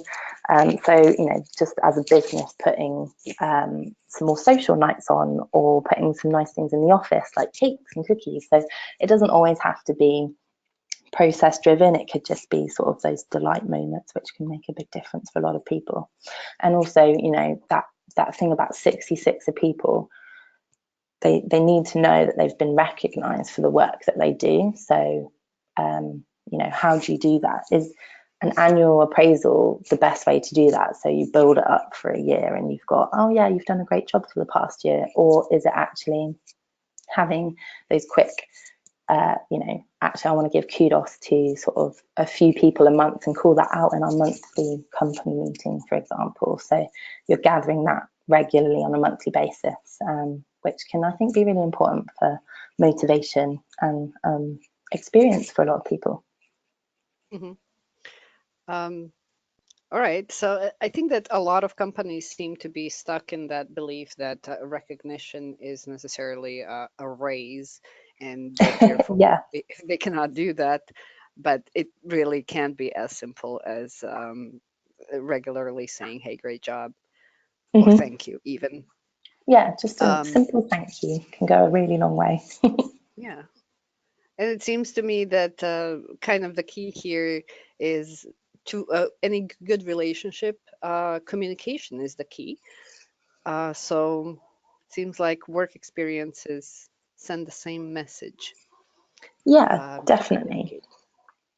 And I think All people right. will feel more sort of brought into the company, more valued if their feedback and that communication is really getting used.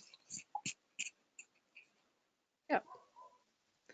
All right. So, well, thank you for answering all of these. I don't see any other questions for now, Okay, and which is perfect because we are right on time with your presentation. Thank you for the great presentation, and also for the audience. We will be listening to Sage again. I'm not sure if it's going to be Grainne, but Sage will be doing a different presentation on April 25th. So join us there as well. cool. Brilliant. Thank you very much, Anna, and thank you everyone for listening. All right, thanks. Cheers, And we bye. will get ready for our next presenter already, who has joined us here. And so Vincent Clercq is HR director and owner of Hunt for Professionals. It's an executive search firm. So he will talk to us about some tips and tricks to win the war for talent. So I promise you that our speakers have not talked to each other, but they keep actually referring to each other's presentations here. So some keywords that keep appearing, keep coming back. So, Vincent, you have screen rights right now, so I welcome you to the web conference. Please tell us a little bit about yourself, about what you do, and we can get started. So just please make sure that we can see your PowerPoint. Okay. Thank you very much. And, okay. So this is the first slide for the PowerPoint. I also shared my screen. Great. And besides that, I quickly want to show you how I look and give you a short introduction of what I'm going to present. So thanks for the opportunity. My name is Vincent Leclerc. It's a beautiful French name, but actually I'm Dutch. You can hear it on the accent. I want to take you along on my experience with, let's say, hunting for talent, getting in the best people, as a lot of companies do want to attract talented people of all kinds, of all, let's say, functional disciplines, so on the whole range. What I want to do is to give you some examples of what I encounter from a point of view of the employer, but more on the point of view of what I encounter as the feedback from the top talents themselves in the current labor market. So if it's okay, I will stop sharing the webcam and start to talk about the presentation. Just have a quick look here. Maybe the best thing is to give you a start and an introduction of what I have done, and this is also important to explain the topic on how to build a network. So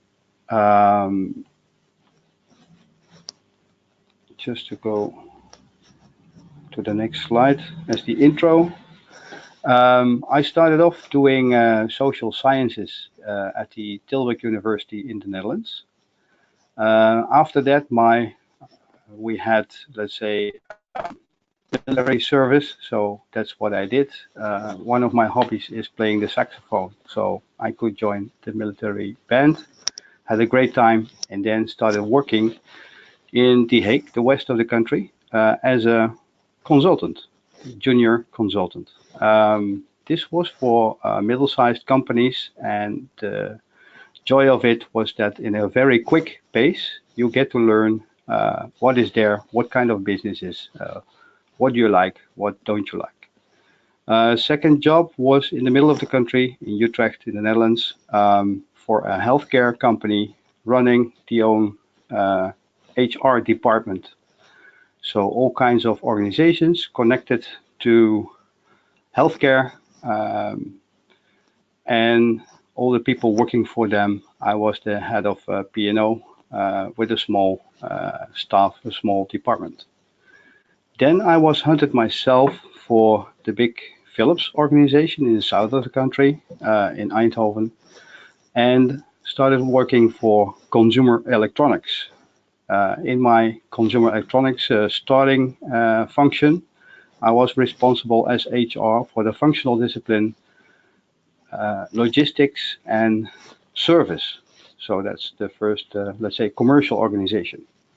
Then after, let's say, a 2.5, 3 years, made a step to being HR responsible for everything related to research and development for consumer electronics. So television sets, audio sets, those were the products in that days.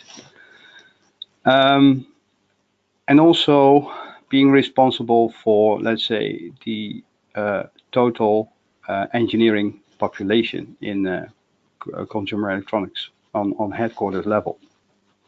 That was a big step, going from commercial organization to technical organization, and that's where I learned to be fact-based, to underpin what you say, to have the right algorithms if needed, to convey messages, to pursue people to do things, fact-based.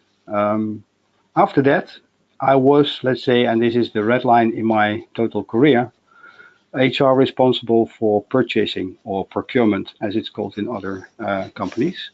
In consumer electronics, Philips, at that moment in time, we had still the old CRT technology for television sets, and we shifted in a paradigm shift towards digital television, LCD. And within LCD, large, let's say, price erosions had to be offset, and the only way of doing that is to have a well-oiled machine in purchasing, in procurement. Also well connected, centrally managed, well connected to the business. So no quarrels about resources that were needed or education that was needed. Very smooth and strong procurement or purchasing organization. Then the next role was to shift to another business type, and this other business type within Philips was the lighting business. First in the old traditional, let's say, technology, and then quickly a shift towards solid state lighting, so more business related, part of a global business unit, managing an HR team.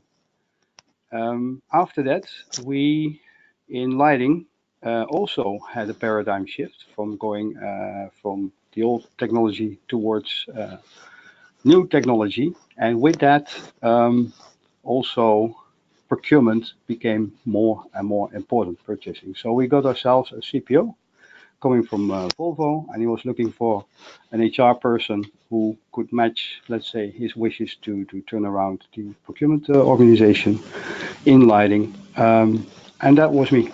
So I volunteered. I liked the job, and again, another 3.5 years was transforming the lighting purchasing team together with the CPO. Those were all, so after the business roles that I had and the lighting purchasing role, there was a next step, and that was, let's say, we call it corporate, not so nice word, but in a big blue chip company, corporate procurement. We got ourselves a new CPO, and he completely transformed the procurement setup for all divisions at that moment in time, including what's today Philips Lighting, as they still have this name, going to a new name. This was really a big change. Around 2,000 procurement professionals for all those businesses together, and a big HR responsibility to help this transformation and to start, let's say, working in a different way per sector. And the first sector to go was lighting. And for me, this was a unique opportunity to also join again the lighting team for that in that transformation period. Long story short, after Philips decided to set apart the lighting sector, there was a choice almost in every corporate unit, like procurement, finance and accounting, HR, IT, to make a choice either to join the new lighting organization, the remaining health tech organization, or take the golden handshake and do something else. The latter is what I did, and I can also explain a little bit later why.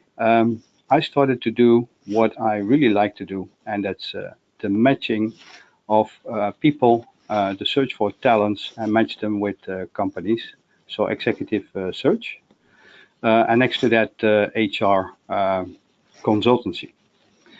So this started in August 2015, and from that moment on, I was really part in this Eindhoven area for a number of big companies to especially search for people in the area of research and development, so hardware, software, firmware, but also technical salespeople, so VP Sales or VP Sales Europe in different branches. So not only the lighting branch, but also controls, semiconductors, and these are just a few. Not only focus on the Netherlands, also on other countries in Europe like France, UK, and to some extent also first assignments in the US. So it's starting to be really an international role. Based on everything I tell you, it's quite extended introduction of what I've done. But the reason for that is to go to, let's say, the first topic. Now I need to move in the slide Vincent, I will just jump in very quickly. Yeah. You can use the arrows on your keyboard, the left and right arrows, to move forward. Okay. Thank you very much. All right, there we I go. was using up and down. So after the intro, I think the first topic and the first tip is has to do with how you approach people. So this is from the feedback that I get from all the professionals, all the executives which want to look for another role, which come to me, and this is one part of the job. Lots of feedback is that in the current way of working, a lot of, let's say, blue chip companies, they have their own talent acquisition organization for all good reasons, and they do a lot of work, but it's especially tuned on getting in a large number on standardized profiles.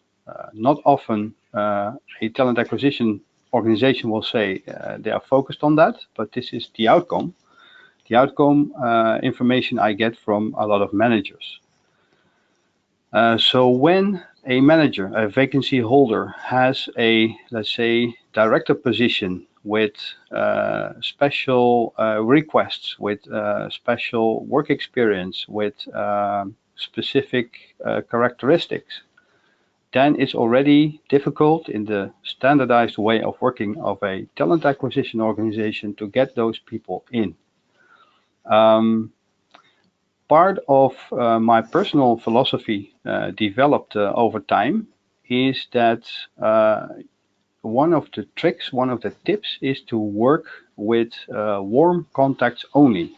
I call it the linking pin principle. If we take LinkedIn as an example of a lot of contacts that you have, they might be cold contacts. They might be people that you really don't know or never have seen. Easy to accept an invitation, and then you're connected, and they are part of your network. But your real network is the people that you have built rapport with, that you have worked with, maybe in a boss employee relationship, maybe as a colleague, maybe somebody reporting to you, but you build up a relationship. So the example I give of, let's say, moving on in a blue chip company every 3 years, being responsible in different management teams, quickly gives you the opportunity to build rapport with a lot of different people, with management level, but also with the people that you are responsible for as HR. Of course, as HR, you get a lot of information on how these people perform, who are the better ones, who are the good ones, who are the reliable ones, who are really having competencies that no one else has. So this kind of insights, especially when you're people focused, you want to know where does this come from. Linking pin principle for me means that even when I don't know the person that I have to work for or work with, for example, as a customer of mine, bring the person to the dream job that he or she has, I can only gain trust from that person if my first approach is by already knowing this person. This is the easy one. But if I don't know the person, I will go via somebody that I trust in my network and that is in the third person's network as well. So this is linking pin, always in a triangle. So never approach somebody when you don't know that person unless you know somebody else who's well connected to that person. So that is one of the tips, that you spend a lot of time in building your network, maintaining your network, and this can only be done when you're genuinely interested in what drives people. So when you're people focused, when you have this interest, this linking pin principle is perfectly to work with. The other one is that the second tip is related to performance evidence. So when candidates come to you, they of course want to have evidence that you are able to bring them to the dream companies they want to work for. This is one piece of evidence, so you really explain the way of working, how you do this, what kind of contacts you have, and you actually bring them in contact with people that you know, so that they can, how do you say it, gain information on a natural way.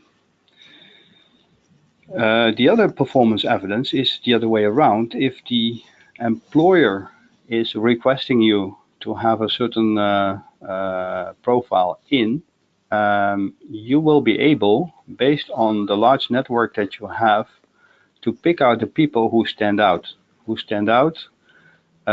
have, let's say, a proven track of performance evidence, who master the job that they have to do, who master the change they have to go through. These kind of evidences really help to build your brand, so to say, in a trusted partner delivering good people. And before you can deliver good people, you really have to think as your customers think. And that means that, for example, in the young talents, I will come and elaborate on that a little bit later in the intern pool. If you want to attract young talents who stand out of their peers, they really will check the feedback that is online available on you as an employer. It can be for big companies, not only for the company, but also on certain departments. But there's many online feedback platforms, social media.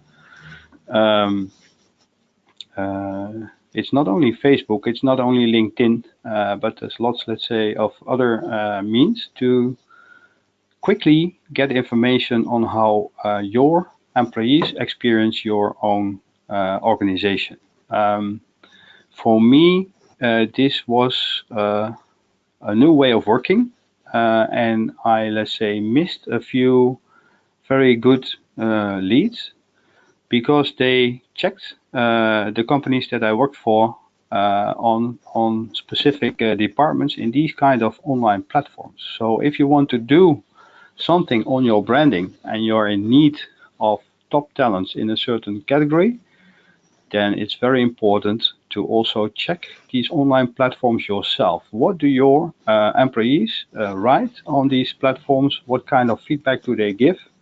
And how is your company performing or assessed against others who do similar type of work? I hope I made my statement clear. It's something that is today very important. The other tip is related to company culture. There's many different types of company culture.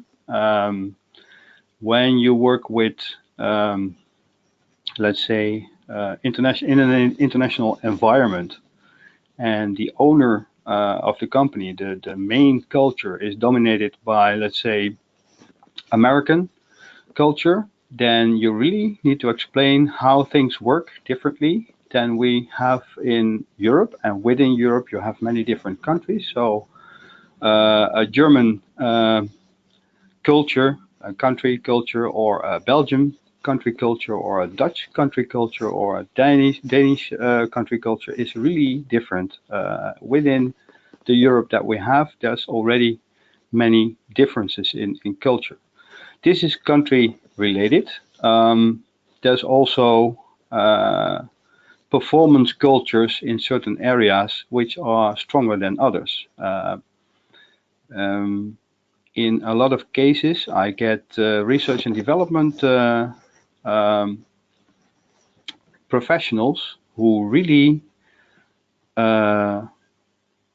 want to be involved in technology and nothing else. So they are not very much interested in how these companies are managed, what type of project management is applicable.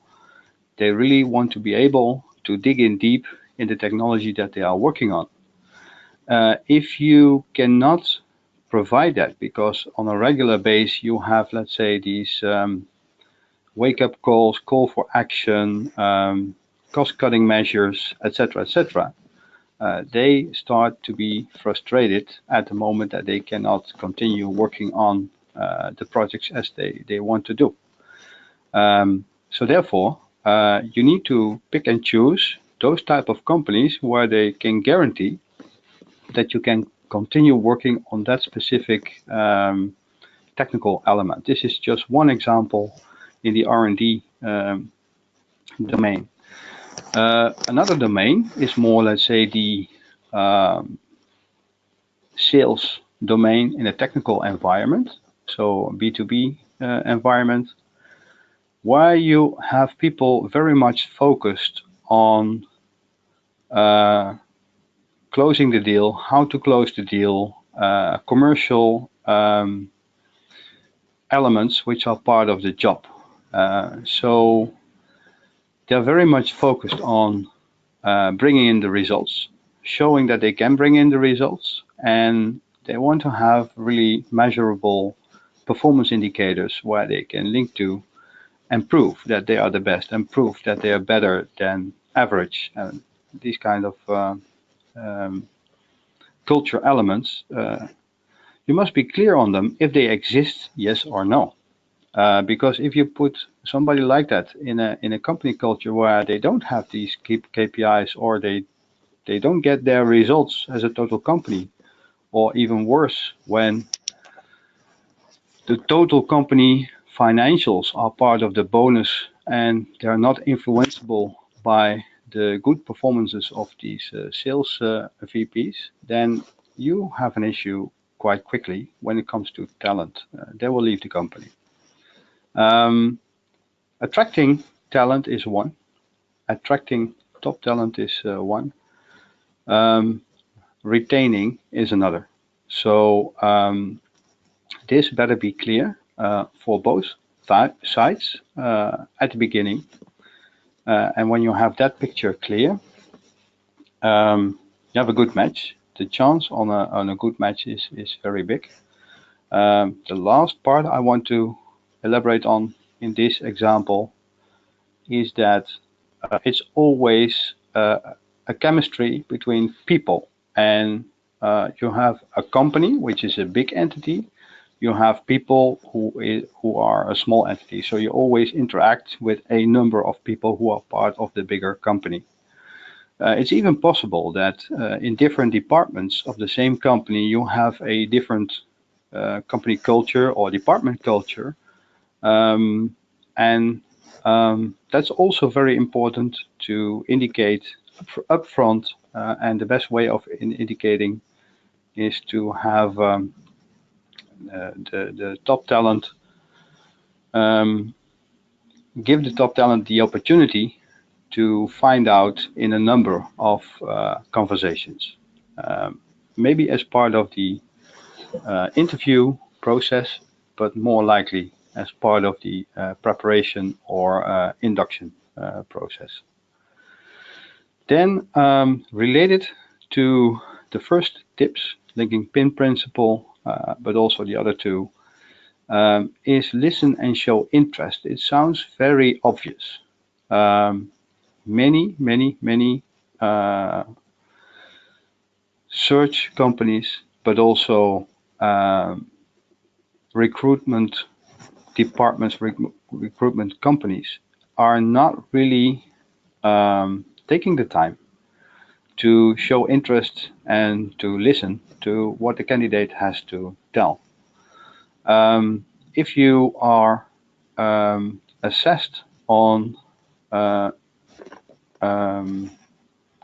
digesting lots of CVs per day, if you have, let's say, quantitative KPIs in your recruitment, then it's hard to listen and to show interest, because this takes time. This costs time. The buzzword is trust, and you only gain trust when you show that you pick up the signals that the candidate sends out, and that you, next time when you have an encounter, still know what are the highlights of what this person has told you. It goes both ways. So as well at the employee side as on the candidate side.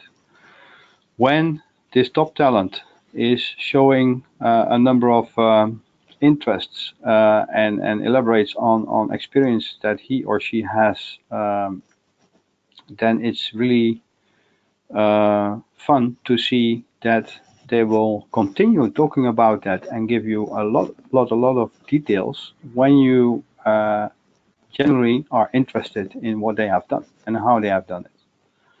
And that is so obvious also in this presentation, also when I tell this to you, but the feedback that I get from the candidates is it's hardly ever done. Resumes which are offered to me as HR representing a company, and then the wrong company name is in. So this is a candidate coming from that and that company, and in the CV you can read where he comes from or she comes from, and it's not the case. Many examples where names are not written right, where wrong information is given, and only buzzwords are sent out. So this has to do with listen and show interest, and immediately is linked to the linking pin principle. Then the last one, and this is the one fifth tip where I really want to spend some time on, and this has to do with create an intern pool. Almost every bigger company has a intern pool, sorry. But you can make something special out of this. So to attract top talent, you can also start with filling the pipeline up front. These interns, when you position a program where you promise them they get executive exposure, this will lead to a selection that the ambitious ones and the ones who really want to get higher up quickly, but also know what to do, are reacting on this type of program. If you have a standard program and the normal view of an intern is costs a lot of attention for the manager, the intern, in most of the cases I've seen, they get the coffee for the boss or the coffee for the colleagues, and these are, let's say, master interns, so they really have done quite some studies. This is not what I mean with intern pool. If you take a few steps, first of all, you get the involvement of top management and you explain what you want to do. And basically what you want to do is you want to have a continuous flow of totally different students, meaning from different countries with different backgrounds for different assignments. If you have an international company, then you will be able to, for example, if you have Dutch interns, you can provide them with an intern assignment in another European country, or maybe even in China or in the US. This is very appealing for a certain group of interns. Then secondly, you prepare the assignments in such a way that these assignments are relatively stretched. So it's not an easy assignment that you have to execute. These assignments you will get with the executives themselves or team members who report to these executives. And they are very specific in what needs to be done, in what kind of pace, when, where. a lot of these type of assignments today can be or will be related to data crunching, because a lot of the younger people have quite some experience in how to do this quick, how to use, for example, social media to get more information quick, but also Excel skills, code writing. So when they know how to write code in software or in firmware, they know how to create or to develop apps on your mobile phone. These type of competencies really help in some of these assignments. In every, let's say, layer of the organization, but also in every discipline. So in R&D, in purchasing, in operations, in supply chain, in HR, in finance, we all have these type of difficult data crunching prepare jobs. What you also will see is that the group of young people in your organization, in your department, create a lot of energy. They are energetic themselves, but next to that, people on the department, they will kind of take on that energy, and the whole thing starts to become more energetic, more positive. That is what I've seen in a good working intern pool like this. The marketing is that you go to adhere to the promise that you make. So you arrange that the interns not only do their assignment, but also get the time to get to know the department, get to know the managers in the department, the employees, but also get this executive exposure. And this is why you have the symbiose, that's a Dutch word, symbiosis, that you have the cross-fertilization between the group of eager young people connected to, let's say, with all due respect, older foxes who have been there for a long time. And that energy helps these interns to, for example, take the entrance jobs when they have delivered a good performance in their internship. They can right away hire them. You have seen them for 6 months. You know what they can do. They stand out compared to their, let's say, classmates, and it's easy to, when you know how they perform, it's easy to give them a job where normally you would ask 2, 3, 4 years experience. This person only has a half-year experience, needs to go back to university and get his master's, but after that, you know what you will get in your department. So it helps with, let's say, the top talents in the starting positions. The other point is that the administration. So when you make a pool like this, one of the key elements is that you have a kind of online assessment tool upfront. So when a lot of people apply, you already know after the assessment what type of, let's say, normally these are these online assessments tell something about the learning agility. How quick can somebody take on new things? When you have these people at the table, you already know they have passed a certain intelligence test. The only thing that you then need to do in the interview is to see if there's a click, if manager and intern have a fit, and then you have a kind of selection process already up front. The higher you raise the bar for such a pool, the better people you get. You will be astonished what they can do at this young age. But then the more applications you need up front. So if you have the bar on a very high level, then let's say you need 25, 30 applications before you have one hit. So this is in bigger blue chip companies.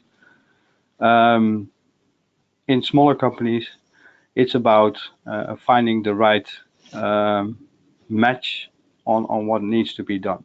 The bottom line is take the assignment serious, stretch the interns, and you will create a relationship which you can use afterwards.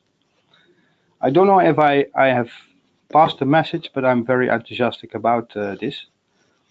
Then the poll question that comes up is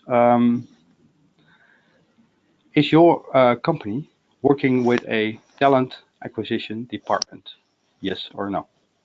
All right, so Vincent, we will start the poll now, which is not visible to you at the moment, but for the audience it is. And once again, the question here was, do you work with your own company-owned talent acquisition department? And then we've got yes or no. This time you cannot answer both of these at the same time. Only one answer is possible. So we will give the audience a little bit of time to answer this. And maybe Vincent, while the audience is answering this question, I will remind you that originally this presentation was supposed to go until 11:30. Yeah. But if you think you might need a little bit more time, we can skip my 10-minute.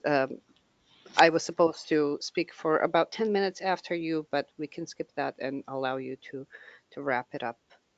And then the next speaker would be coming in at 11:40. I can keep me on the time agreed. So in the last 7 minutes, I think we go through the poll questions, because basically in the sheets that I prepared, all the topics I have mentioned already, Yes, based I on the first assumed slide. so. All Yeah. right. So let's see the results actually of the first poll. We have, I'm sorry, we have 70% of the audience saying yes, they do work with their own company-owned talent acquisition department, and then the 30% said no, and nobody said I don't know, which is a good thing. Okay. Is this Thank you. an answer that you expected, Vincent, or? I, to be honest, could not predict what type of audience you will have. Is it more mid-sized companies? Is it big companies? I know recruiters, HR firms, etc. But this to me is surprisingly high. Okay. All right. So Yeah. So I have done, let's say, I hope I took you to the topics on the linking pin principle. Also on the warm network contacts, the feedback, the evidence, the social media. And then I come to the next poll question, which is your company, or do you, face issues in attracting or retaining A-player professionals? And A-player professionals are the ones that stand out, the ones that everybody talks about. I want a top talent. So can you easily attract them? And when you have them in your organization, can you easily retain them? okay, and we have the poll running, and again the answer choices are the same as previously: yes, no, or I don't know, which is a possibility.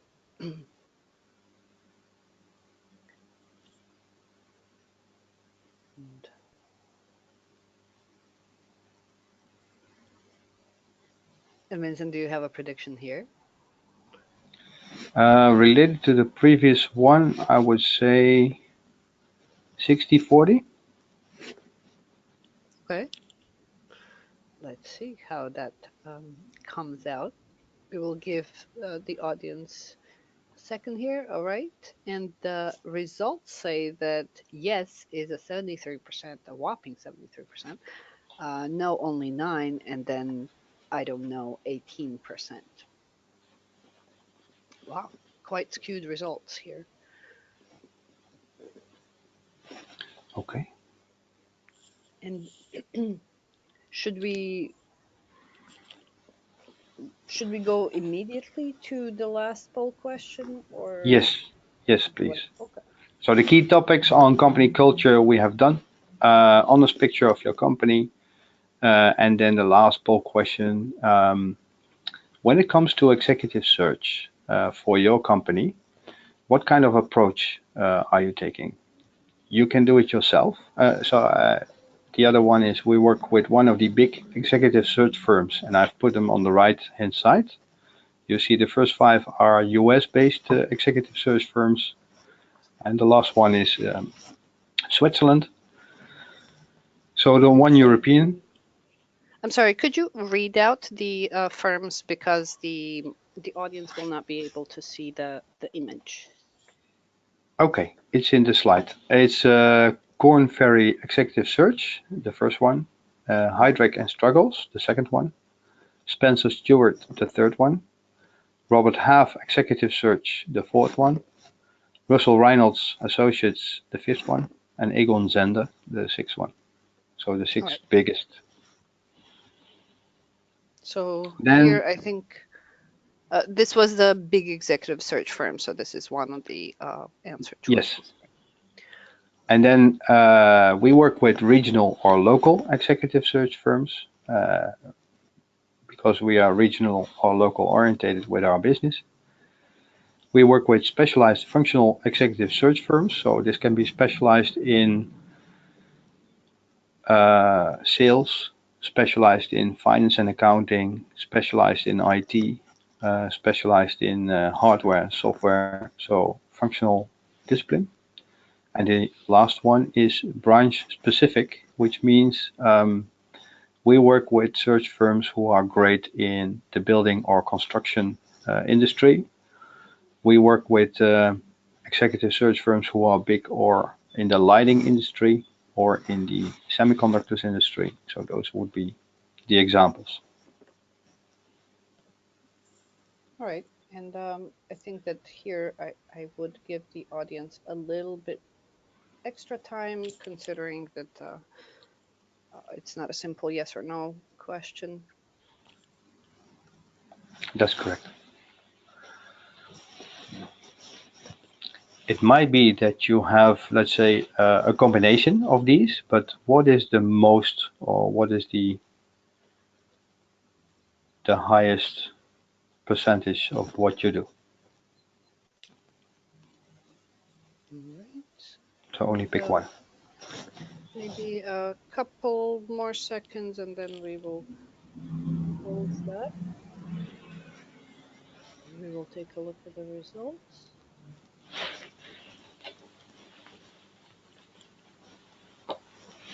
All right, so we've got 69% say we do it ourselves.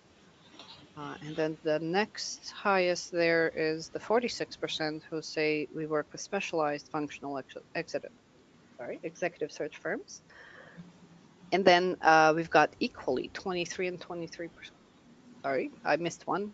31% goes to regional or local executive search firms.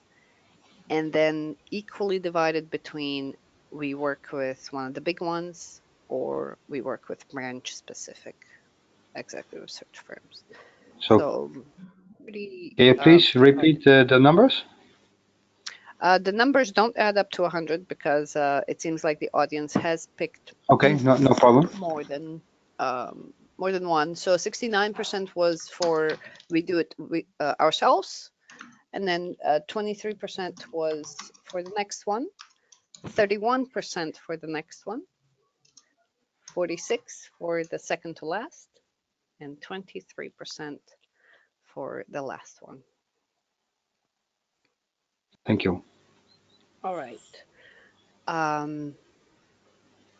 these surprising results or? Yes, to a certain extent. No. The majority is doing it themselves, and that's the expected outcome. And then after the choice, my expectation would be that a lot of companies work with local firms. And seems to be that specialized or functional executive search firms are the next best. So in that sense, yeah, quite some surprise. All right. So it seems like actually that we have come to an end here a little bit unexpectedly, but I noticed that you've covered your 5 tips on that That's first what I slide, did. the most important one. Yeah. Um, and maybe we can cover just one question in this time. Um, you mentioned that companies should be monitoring platforms and how the company is rated and what's being said, etc. Um, would you recommend to companies to engage in that conversation and how to do that? Yes, so for sure, I recommend companies to engage in that conversation. First of all, it starts off being aware. If you have young people clicking on these kind of platforms before they decide they have 3 or 4 different companies where they can go to, then you need to be aware that these platforms exist and where does your company play a role in what type of platforms. I know this is big in Germany. This is less big in, for example, France, UK, and the Netherlands, but it still exists. But all the German examples I've seen, they use these platforms for sure. If you are aware that you are mentioned in a number of those platforms, then you actively start to manage this in terms of when you see low ratings, that you really start some investigation on where does this come from? Is this recognizable? Can we relate this to the stage that the company is in, or the management, the policy that we have, and then do something about it, influence it in a positive way. This will help you. Mhm. All right. So, and I think that we can tie that back into one of the previous presentations from Sage, actually, where this communication is key was one of the main points made. And again, if we don't keep our eyes open, I guess, and engage in that communication, success cannot be expected, I guess. Yeah. All right. So I think that that will be all the time that we can spend on these questions. Now, audience members, if you do have further questions, um, you're looking at Vincent's slide here with his contact info, and you can contact him directly. And then also, like I said before, we will be posting the videos and the slides on our YouTube channel and on HR Networks and the event page so that you have access to all this. I know it's a lot of information, so maybe you will need to revisit it. Vincent, thank you very much for joining us here, and I think that we will now go on to. In a minute, we will go on to our next speaker. I will just take 5 minutes as a kind of intermission here. Thank you very much. Thank you. All right, and I will actually share my screen very briefly. I've got 5 minutes here before our next speaker will get started. And really what I wanted to do in these brief 5 minutes, just a moment.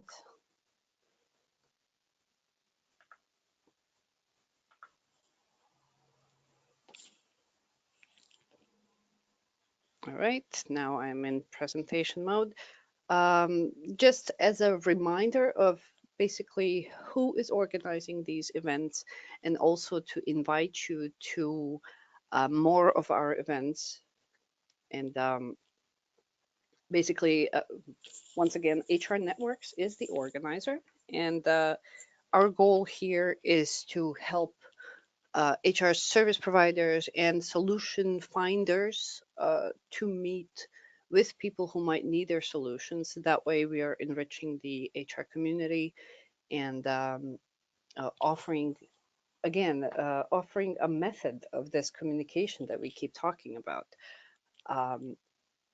It's a great, easy way to, I think, learn. You can find, for example, in a web conference like this, you can choose when to show up, depending on how much time you have.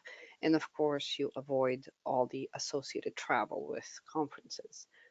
Now, most of our web conferences have been focused on the German-speaking markets, which is why you might see a lot of our communication in German, a lot of our posts, but our international market has been building up, and this is why I wanted to take a moment and remind you that we are growing internationally. Please stay in touch, keep watching our website, maybe follow us on Twitter, and at the end, I will once again show my contact information where you can follow what's going on. That way, you will know when the next presentations are coming, the international ones, of course, and naturally the German speakers are welcome to join all of the web conferences. But in order for us to grow, to continue this growth internationally, we also need you. Your feedback, your suggestions are very welcome. If you would like to sign up for our international newsletter, also please get in touch with me. And that way, at the next web conference, you will be ready to enjoy some more of these presentations. I'm very excited with how much there was to learn today. And I'm looking forward also to April 25th, where I have already mentioned some of these speakers will be returning with new topics. And among them is also our next speaker. So he will be speaking today and again on April 25th. And I hope so also in the future. We will discuss that. But once again, a lot depends on the audience. Thank you again for being here. And we have one more exciting presentation to listen to and to look at. So I will just check here. I believe that our next speaker is here. And let me see. I am. Hi, Anna. Hi. Yes, you are there. So Yeah, please I'm here. welcome HR Tech Valley's Jochen, and I will let you introduce yourself and just tell us a little bit about what you do, and then we'll get started with your presentation. Okay, just a second.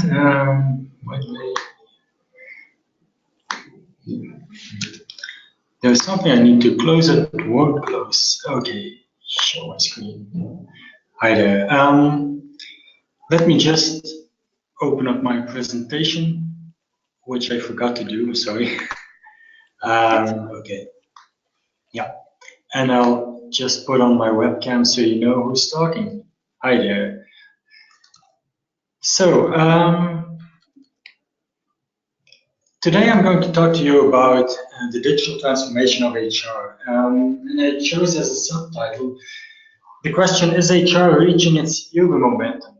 Because, well, if we're talking about digital, everybody's looking at Uber, Airbnb, Alibaba, and you know the ones. And people in HR are wondering, is this also happening in our fields? So that's why I chose this subtitle. But first, let me introduce myself and HR Tech Valley.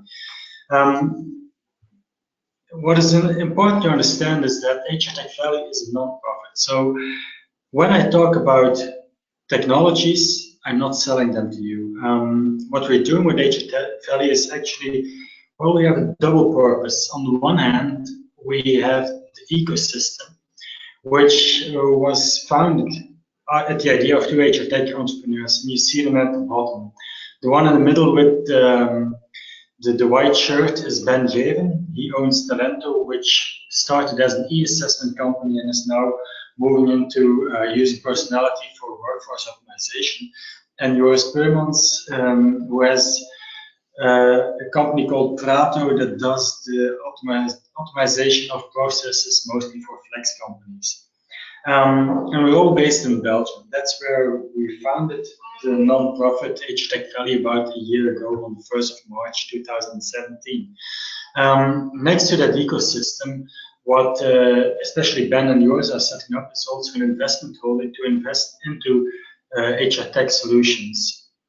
But that's separate from the ecosystem that we're also setting up. Now, the ecosystem HR Tech Valley has, as I said, a double purpose. That's on the one hand, to create synergy between HR tech companies, because we noticed when doing research before we started the nonprofit, that there are a lot of HR tech companies emerging. And many of them don't have a background in HR. They have frustration with HR, and they found a technological solution for it, but they don't really understand HR. So we want to have them exchange information with each other because they're all talking to the same customers and they're all trying to resolve similar issues. So they need to be able also to cooperate, but also to bring them in contact with HR because they need to understand HR more. And we also noticed that HR people tend to, well, even be a bit afraid of what technology can do to them and to their profession. And also are in need of more information on what's possible with technology at this moment. So that's why we also decided that this ecosystem should also incorporate HR people, HR departments, HR managers, but also those providing services to HR, the interim agencies, flex agencies, but also solutions providers who are not making their own technological solutions. And if you're looking at what technology is doing on a societal level, then you can't ignore the fact that the individual is gaining importance. He's taking control through tech of what he's doing. And if we're doing that for, let's say, when we go on a holiday, which is at best a couple of weeks a year, why don't we do it for our careers, which take up 38, 40 hours at least a week over time? So, and if you see that there's technology emerging that's helping these career owners, these individuals to take their career into their own hands, then you also need to include them in the ecosystem. So that's the first purpose, set up synergy between HR tech companies, HR people, HR service providers, and the career owner. On the second hand, or the second purpose, is to create awareness on this massive and very fast evolution that's happening in technology and in the minds of career owners and in the world of the relationships between people and organizations. So that's not just HR, it's much bigger than that. At this moment, we started about a year ago, as I said, we have 43 companies in counting. There's 42 on here, but I signed the 43rd company this morning. And these are a division between HR tech companies, which take up about 30 of them, between HR departments, and you see, for example, Microsoft and Vincent here, and also the service providers like the Adecco Group, House of HR, and a subgroup which is mostly focused on Belgium. But what we try to do is we try to see how we can help them on the issues that they're facing, each of them. And if you're looking at HR tech and also the product providers, so the people distributing HR tech, then it's questions on, hey, what's happening in our world? Things are moving so fast. Can you help us keep up to speed with that? And can you also help us understand what HR is going through and what's happening in HR? And what we also try to make them aware of is the fact that they need to open up to each other, because HR doesn't need, and career owners don't need point solutions for just one of the issues. They need those solutions to interact with each other without any hassle for them as a customer, for HR or the career owner as a customer. For HR, it's also about what's happening, because things have been dormant for quite some time, and I will go into that later. But the speed at which things are evolving at this moment is so fast that it can be difficult to grasp, and that's what we also want to try to help them with, especially on the evolutionary side of technology, but also on what this is doing with the mindset of everybody related to HR, and also have a look at what might this mean for your job and for the HR profession as a whole. For HR service providers, and especially with the interim part, you probably know that Randstad has had this Randstad investment fund of over 15 million euros for a couple of years now. They've invested publicly in about 12 companies, but I know that globally they also have some sort of business with about 450 startups in HR tech. So they're trying to be on top of the stack evolution because they realize that what's happening with everything concerning technology is that it's questioning the added value of those in the value chain, and especially service providers, which are in the middle, are a middleman in this service, in this quality, this value chain. Sorry. Well, if you don't have value, then you probably will have to. Well, you will be removed from the value chain. And that means that their business model is also changing. And the issue of the career owner is saying, what's the stack doing for me and how can I use it to my benefit to take control of my career? Okay, first thing that I would like to ask you is, what is the category that you would situate yourself in so that I know who my audience is? Are you in HR? Are you in HR tech? Are you an HR service provider? Are you an interim? Are you in consultancy maybe? Or are you just an individual who's interested in what's happening? Right. So we are starting the poll, and the audience can find one of these categories. We'll give them a couple seconds.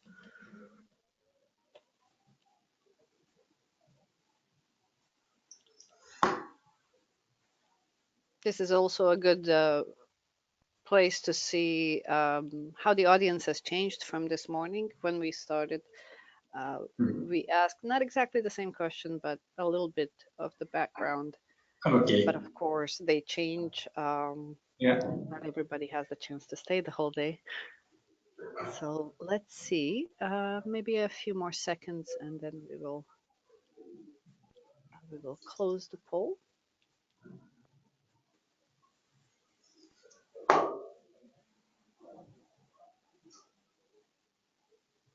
Okay, I think that this moment we can take a look at the results, and we have the vast majority being HR, and then we've got 0 in HR tech, none service providers, 0 career owner, and then other is 27%.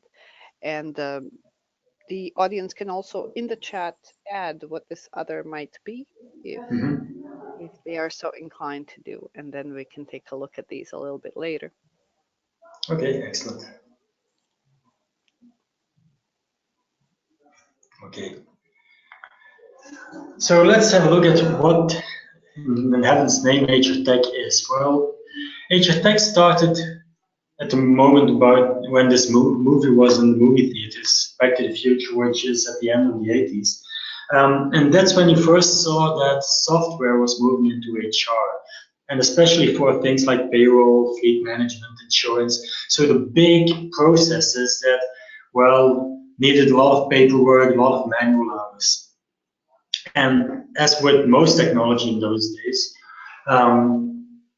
it was technology that you situated on a server, one of these big things in the basement of your company. And when you decided that you want to go for software to help with these processes, well, it took you quite some time. You needed to look for a provider that would build it to measure, which would take a year and a half.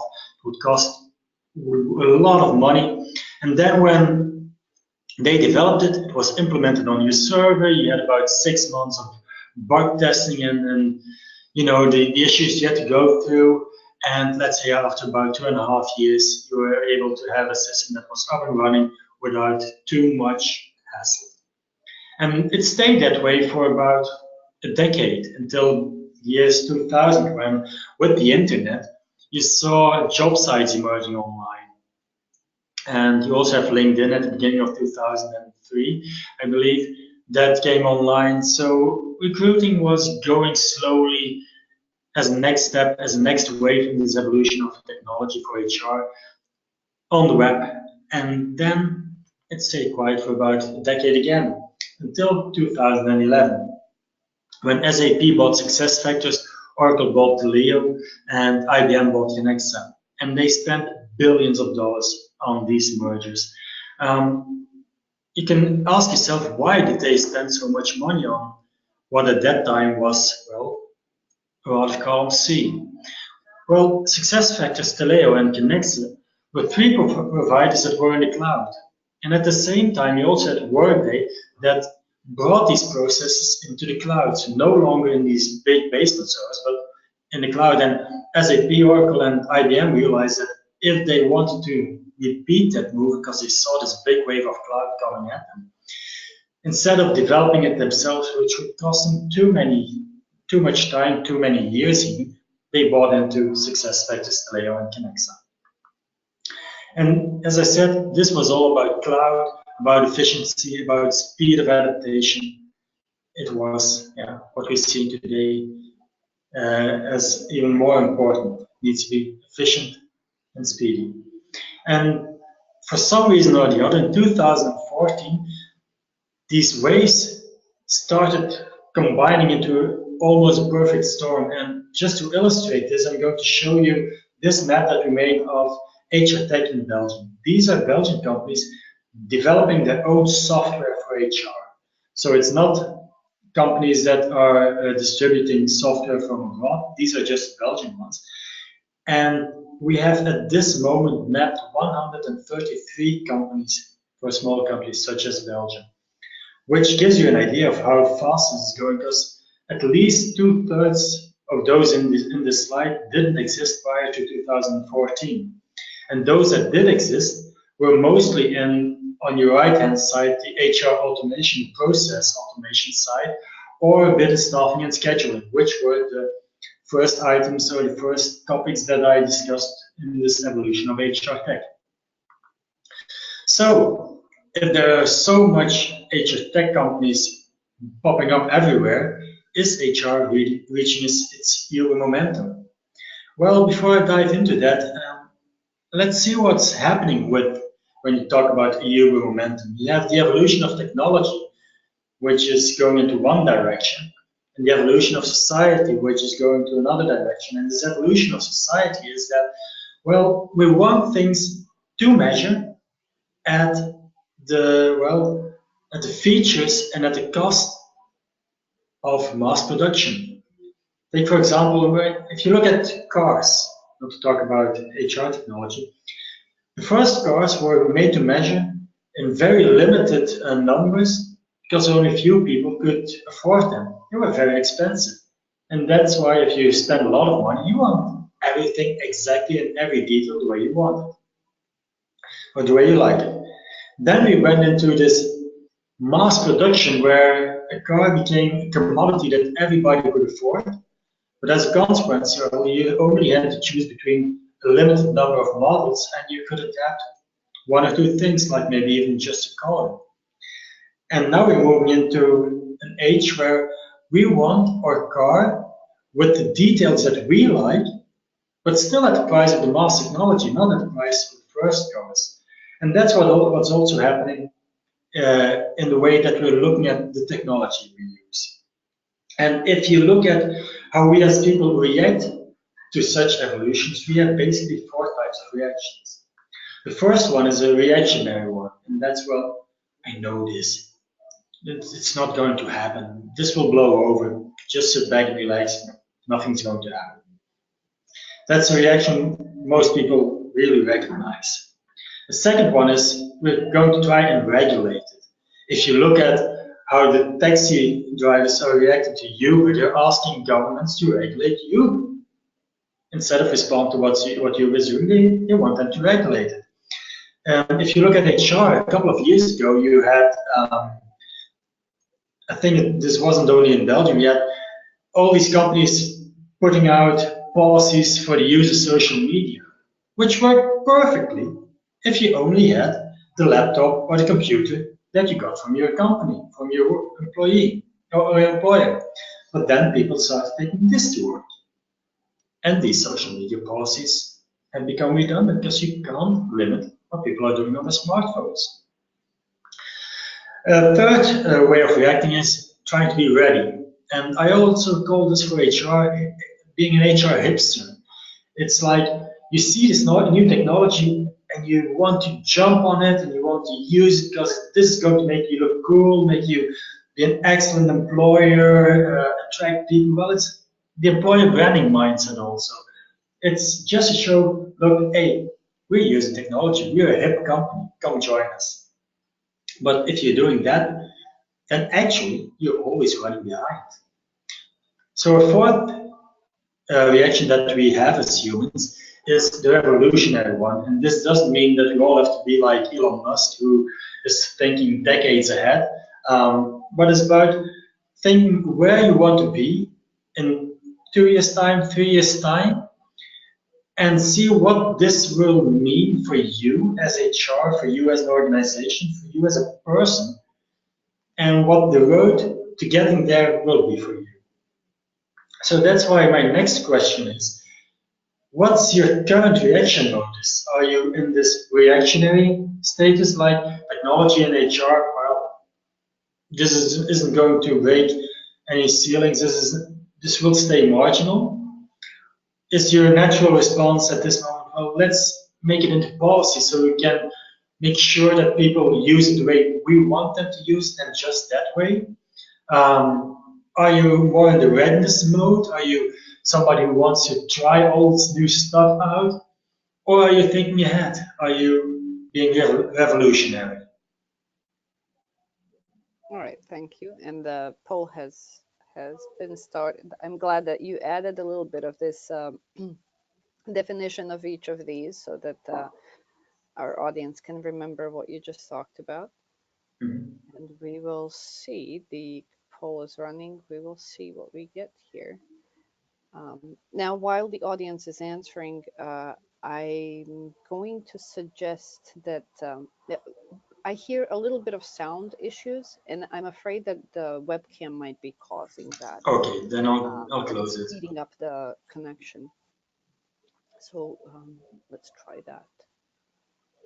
So I've switched off my webcam now. I hope this is better. Yes. Perfect. Once you continue your presentation, I think we will hear more.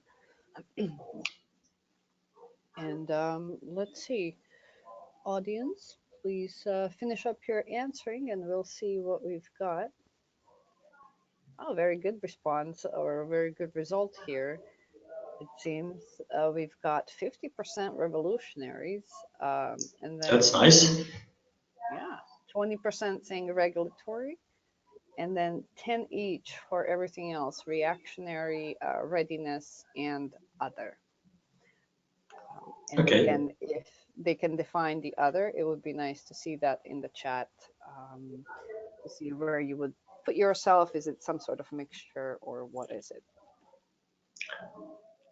Okay. So on to the next.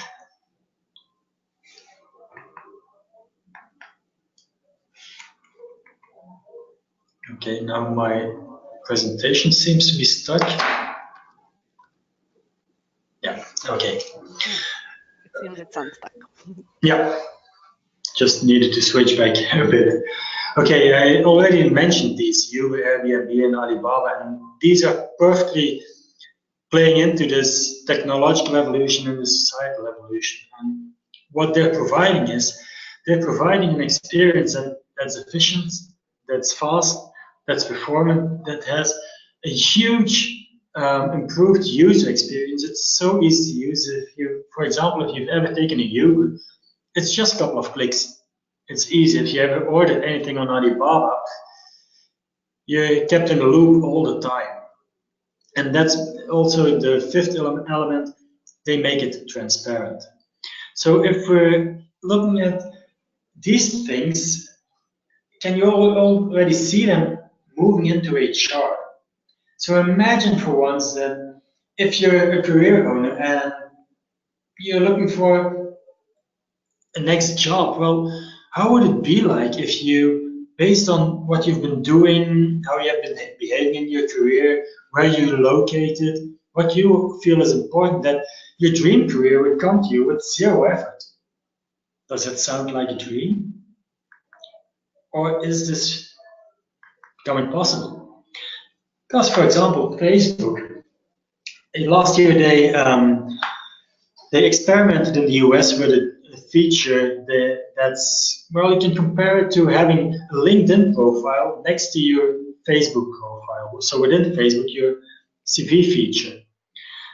And a couple of weeks ago, they announced that they're deploying this in 40 countries. For example, France, UK, Germany, the Netherlands.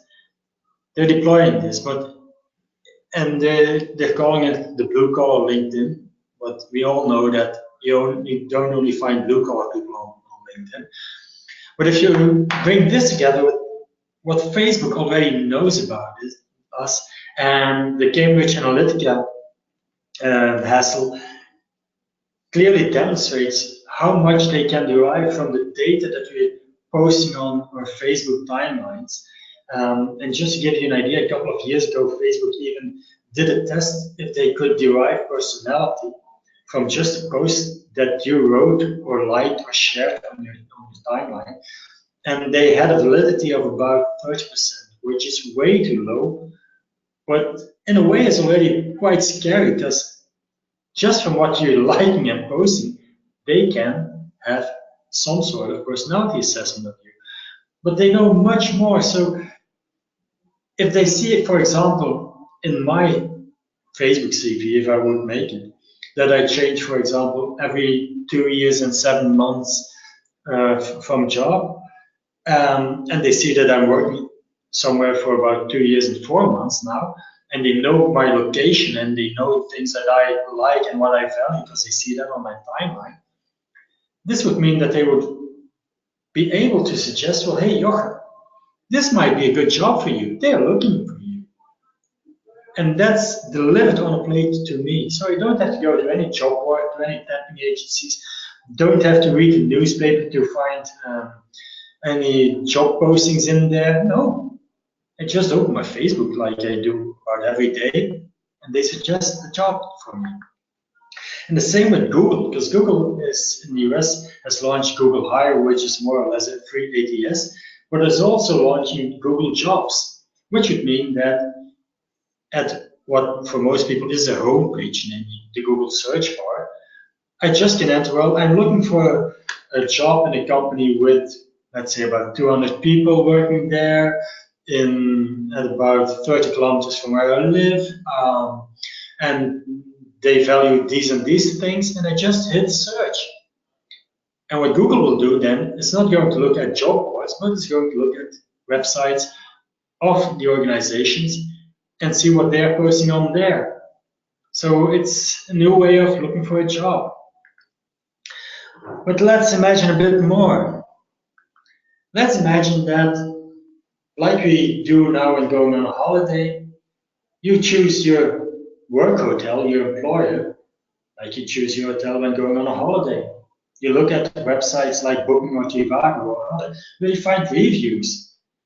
Would this seem far-fetched to you for work? Well, it's happening in the US already. You have Glassdoor there, and last summer there was this survey on the impact of Glassdoor on the behavior of people looking for a job. And these are just a couple of the findings. If you see that 92% of people looking for a job in the US find employer reviews important, and that they rely on them more than on company information, or company websites or publications, or even their experience with your products, then you know that these reviews are important. But if you look at the last numbers, this heightens the importance, because they're using this just like we're using reviews to decide whether we want to stay in a hotel or not. They're using this to accept or decline job offers.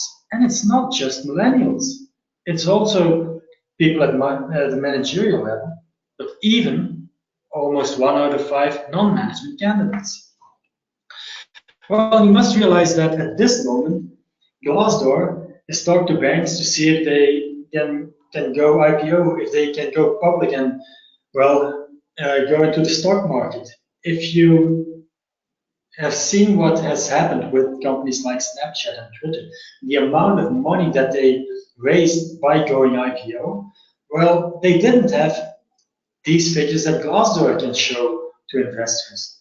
So I think Glassdoor will get a lot of money when they go IPO, which will mean that they will very rapidly stop limiting themselves to the US, which is a home market. You do find European companies on Glassdoor already, but it's very low key. I think they will start boosting this, and especially because other people are also seeing this tendency. For example, Stepstone. This slide is in Dutch, as I haven't found it in English yet. But Stepstone has also integrated reviews into their job board. And if you're looking in Google now and you're researching companies, you might already find that they're also showing these employer reviews from other sites. So this is evidence that we're behaving as consumers also, or going to behave as consumers also when it comes to jobs. And it's all about being efficient, fast, performant, having a great experience for me as a user, and being transparent. Let's look at some more evidence, because I've talked about Google and about Facebook. Well, you can't ignore LinkedIn. LinkedIn started at the early 2000s, then quickly started moving from a database of CV data into a provider of tools for recruiters. Then they bought Lynda, which is an e-learning company. And 2 years ago, Microsoft bought LinkedIn for $26.2 billion. At that time, a lot of people thought, well, they must be crazy because that's a lot of money for what LinkedIn, to most people, still is. Some sort of, well, database or a Rolodex of people. But if you see what Microsoft has been doing over the last 3-4 months, for example, via LinkedIn, they invested $100 million into Cornerstone, which is an ATS, so an applicant tracking system, facilitating the way you deal with recruiting, but also has e-learning incorporated. And after this investment, Cornerstone announced that they have agreed upon a deeper relationship with LinkedIn. So it will be interesting to see how this plays out. But then in about 2 weeks, in a time span of about 2 weeks, LinkedIn launched, or Microsoft launched, the LinkedIn CV helper via Word. So if you go into Word and you draw up your CV, you get the option of getting data out of LinkedIn, and not just your CV data, which is, by the way, an excellent way for Microsoft to get new people into LinkedIn, because people that aren't on LinkedIn do use Word to draw up their CV. And if you get a choice, well, if you do this once in LinkedIn, then you don't have to repeat it for every CV that you make. What they also do is, if you're looking for a specific job, they're going to look who on LinkedIn is in this specific job, and they're going to help you customize your CV with the things that are important when you want that job. So if you are a recruiter and let's say in 2 years' time you get 10 people applying for a job with a CV drawn up with the aid of the CV helper, then you will have, according to me, a hard time distinguishing between the 10 of them. Then they also introduced salary insights, which gives career owner an idea of what salary he might expect for a certain role in a certain company in a certain region. Then they also, for the recruiter, launched Scheduler, which makes it easier for you to fix an appointment without having to email everybody. And about 2 weeks ago, LinkedIn launched a referral helper, which means that you, as a LinkedIn user, if you want to work for a certain company, you can automatically via your LinkedIn ask people working at that company to get you in, to give you a referral. And what's next? They have been quiet for about 3 weeks now. I think before the summer they will launch a couple of new features again. And this means that LinkedIn in 2018 really has become a spinal cord for recruiting. It's no longer just a Rolodex. It's it will be your go-to for recruiting, and it's serving both the recruiter and the career owner. So they're also playing into this technology. But let's look closer at technology. What technology is happening in HR? Again, it's all the major hype technologies that you're hearing about at the moment. It's about gamification, bringing games into the equation and making it fun for people to use technology in HR related issues. For example, this is MobiTrain, which is an e-learning platform especially aimed at retail and at the salespeople in retail. So you can learn to become a better salesperson just by playing this game and by competing with your colleagues. WellView is another example. WellView is something that you can use, for example, if you want to promote well-being at your organization. And you have these programs like we all have to take stairs, we have to eat healthy food, and so on and so forth. What WellView will help you do is get your employees to share their experiences. Like, hey, I've eaten my apple today. Did you? Look, I'm taking the stairs. It's bringing this fun element into setting these goals. But you can also use it not just for well-being programs, but also, for example, if you want to promote certain values in your company. Hunters is a startup that's bringing gamification into referring people, because I don't know if you've read Laszlo Bock's Work Rules. He also talks about how they used referrals at Google. And referral means that if one of your employees suggests somebody for a job and that person gets a job, the employee who referred them gets a reward, and mostly that's money. But at a certain moment, it doesn't matter how much money you give to people. This doesn't entice them to refer any more people. So what Hunters is doing is making it into a game. You get rewarded for every step that the person you refer is taking. If they're invited for an interview, you get points. If they're invited for a next step in the process, you get points. If they get a contract proposal, you get points. If they sign a contract, you get points. And with these points, you not only promote yourself in the game, they use the 4 West theme, so you start off as a cowboy and can become a sheriff and a marshal. But also, you can collect points and use them for the online shop, where you can, you can buy, for example, next day off, a lunch with the CEO, a voucher of some sort, you name it. Artificial intelligence. Of course, there's artificial intelligence coming into HR, and in e-commerce, we have known chatbots for quite some time now, and now they're slowly entering HR in Europe.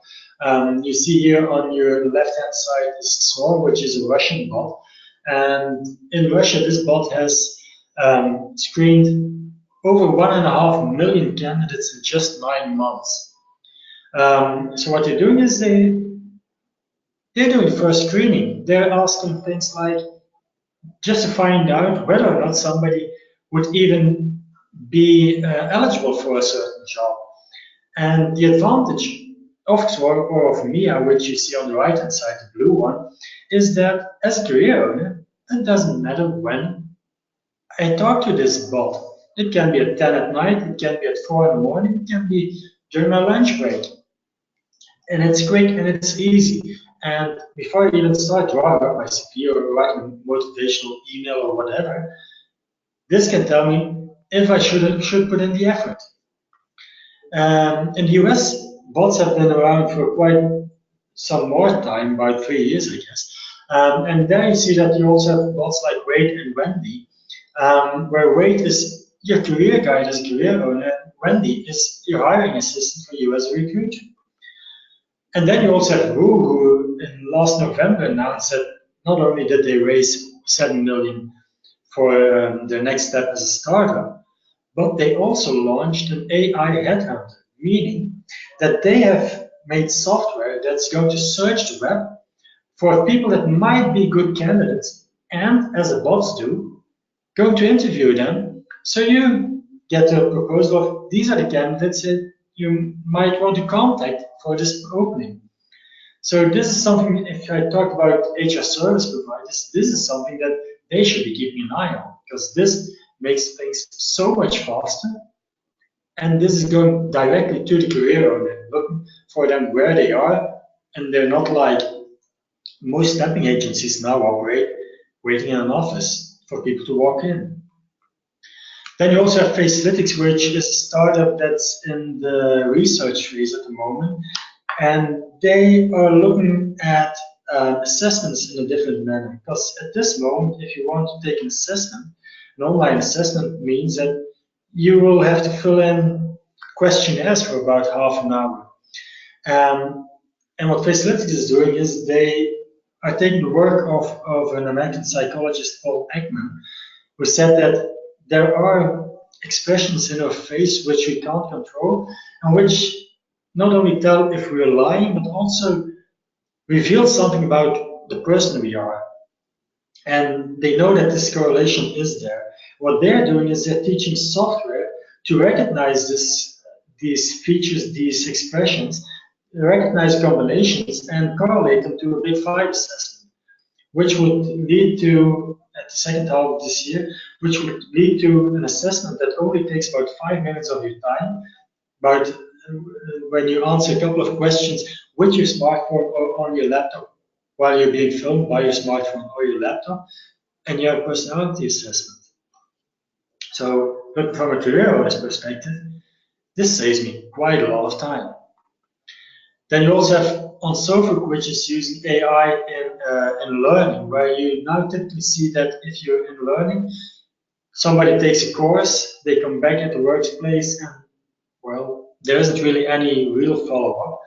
On Sofuk is going to measure certain KPIs to see if they picked up stuff from the course they took, and if they didn't, well, the manager will be informed, but also the person who took the course will be told, well, we notice that you aren't ticking these boxes.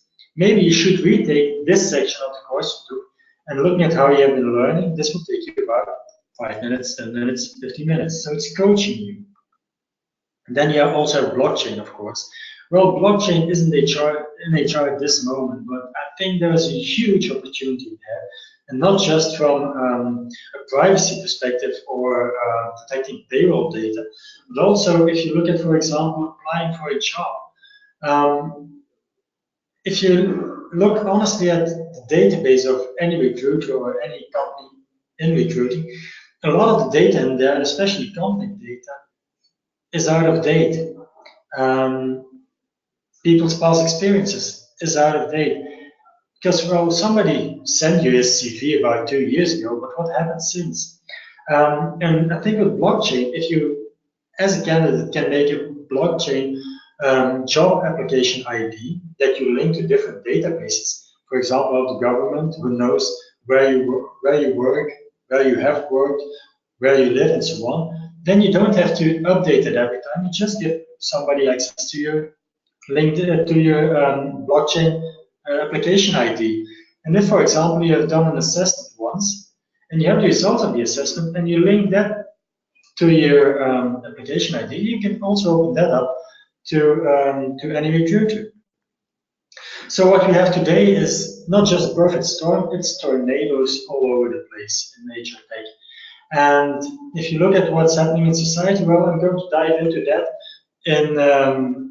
during the webinar of the 25th of April on the topic of how to recruit career owners. But then we're going to dive into the psychology of this career owner and his impact on the evolution of HR. So for this webinar, I focus on the technology side. The next one, I will be focusing on the societal side, on the career owners. So my last goal would be, if you've seen all this, do you believe in becoming revolutionary? If you are already, because I'm very pleased that a lot of you are already thinking that way. So I would like you to use the chat to tell us why or how you are doing this revolutionary modus already at this moment. Right. So we are starting this poll question. And again, this was, do you believe in becoming revolutionary? Even though a little while ago we had 50% of people saying they are revolutionary, but then I guess they can also say, do they believe in being that? And then again, use the chat function to add a bit more detail. So let's take a look at how many here. We still have a few to answer, and then in a few seconds we will close the poll.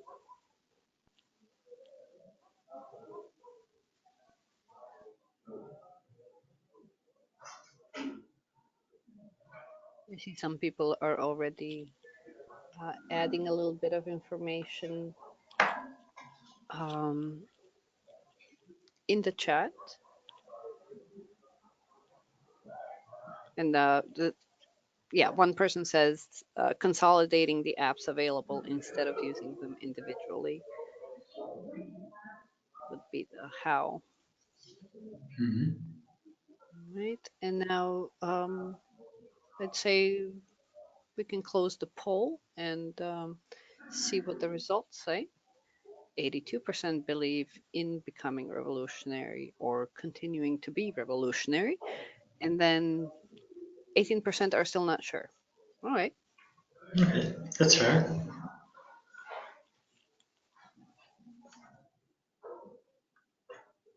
Okay. So if there are any, well, I think we still have time for questions, haven't we?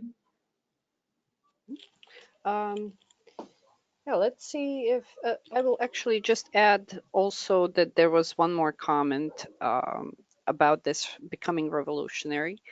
One person said some applications and resources are not yet 100% trustable. Sure. So this person believes it's easy to be revolutionary when you find the right tools to use it. Excellent point. Yeah, but at the same time, being revolutionary is also about thinking ahead. And as I said at the beginning, many people in HR tech don't really understand HR. So if you see something coming with your experience as HR, and you see somebody with a not perfect solution, well, then it can become interesting because then they can make something that will really help you out. Right. Okay. Now, let's see if this has generated some questions from the audience. Definitely, there was a lot presented. I'm pretty sure that one of the questions will be, where can I find this presentation? And I will address that a little bit later, but let's see. One of the questions, will HR tech replace the human recruiter? Well, I think that it's a hybrid future. Humans will always add value. After all, technology is just a tool. And a tool is a means to an end and never the entire solution. It's about, as an HR, you should ask yourself, where do I really, really add value? Where do I make a difference as a person, as a human, compared to technology? And then use technology wisely to free up the time you need to prove your added value and to be of added value. All right. And I think that this question, I keep reading about that because it is a real fear, I would say. Let's take a look here if more is coming up. All right. Will technology help us win the war for talent? Well, I think that takes more than just technology. It will help you reach the people who have the talents that you need. And it will also be something that will convince them in a way, because if you, when you employ them, give them tools that they need to be more in control of what they're doing, and HR tech is part of that, then it will be one of the things that might convince them to choose for your company.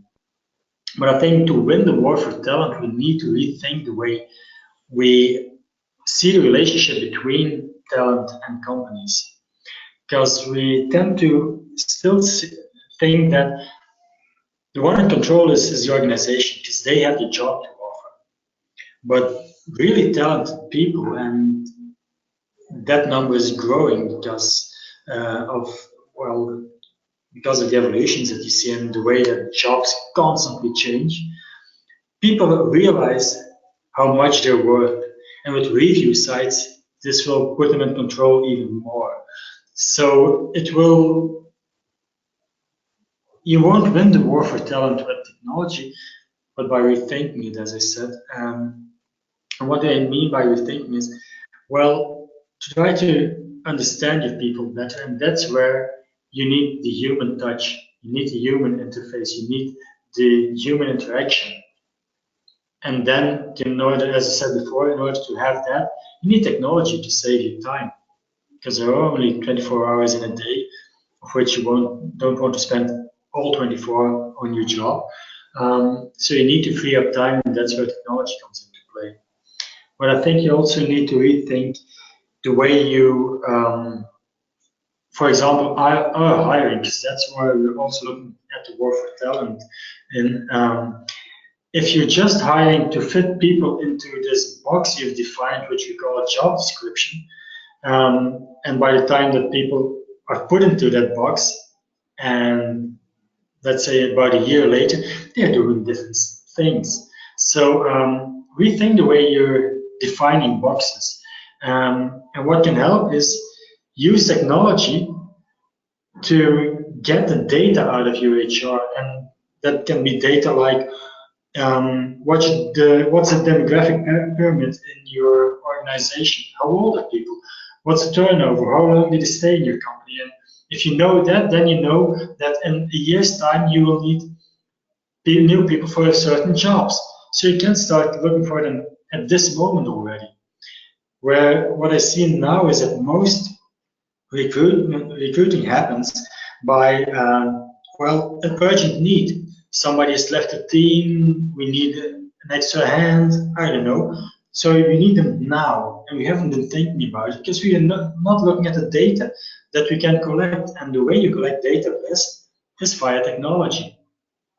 So in a way, technology will help you understand and facilitate the interaction with the talent that you need in this war for talent.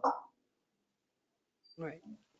So, and again, kind of supporting that point that it will not replace us. It still needs Nope. us, and we need it. It's not and or, it's and. Right. All right. I think that that's a nice kind of ending question there. Thank you very much for your very informative presentation, and we will be looking forward to hearing your speak at our next event on April 25th. And yeah, I think, take the screen for a little bit more, just a minute or so to say goodbye, and that will be it for the day. Once again, thank you. Thank you, Anna, and thank you all for joining. All right, the audience, I will just very briefly take the word, like I said, to once again thank you for being here with us today. I hope that you enjoyed the presentations as much as I have. You will receive an email after this where you will also be able to keep the links for where to find the presentations, where to find the video of the entire web conference once we upload it, which will be very soon. And then also, as I've said a few times today, I really look forward to any kind of feedback or suggestions for topics that you would like to hear at these events. Feel free to get in touch with me. And my email is here on the screen, and then you will also have it in your email that you receive after the web conference. And I hope that you will be joining us at our future web conferences and follow what we are doing internationally and domestically for us, which is the German region. Thanks you once again, and have a great day.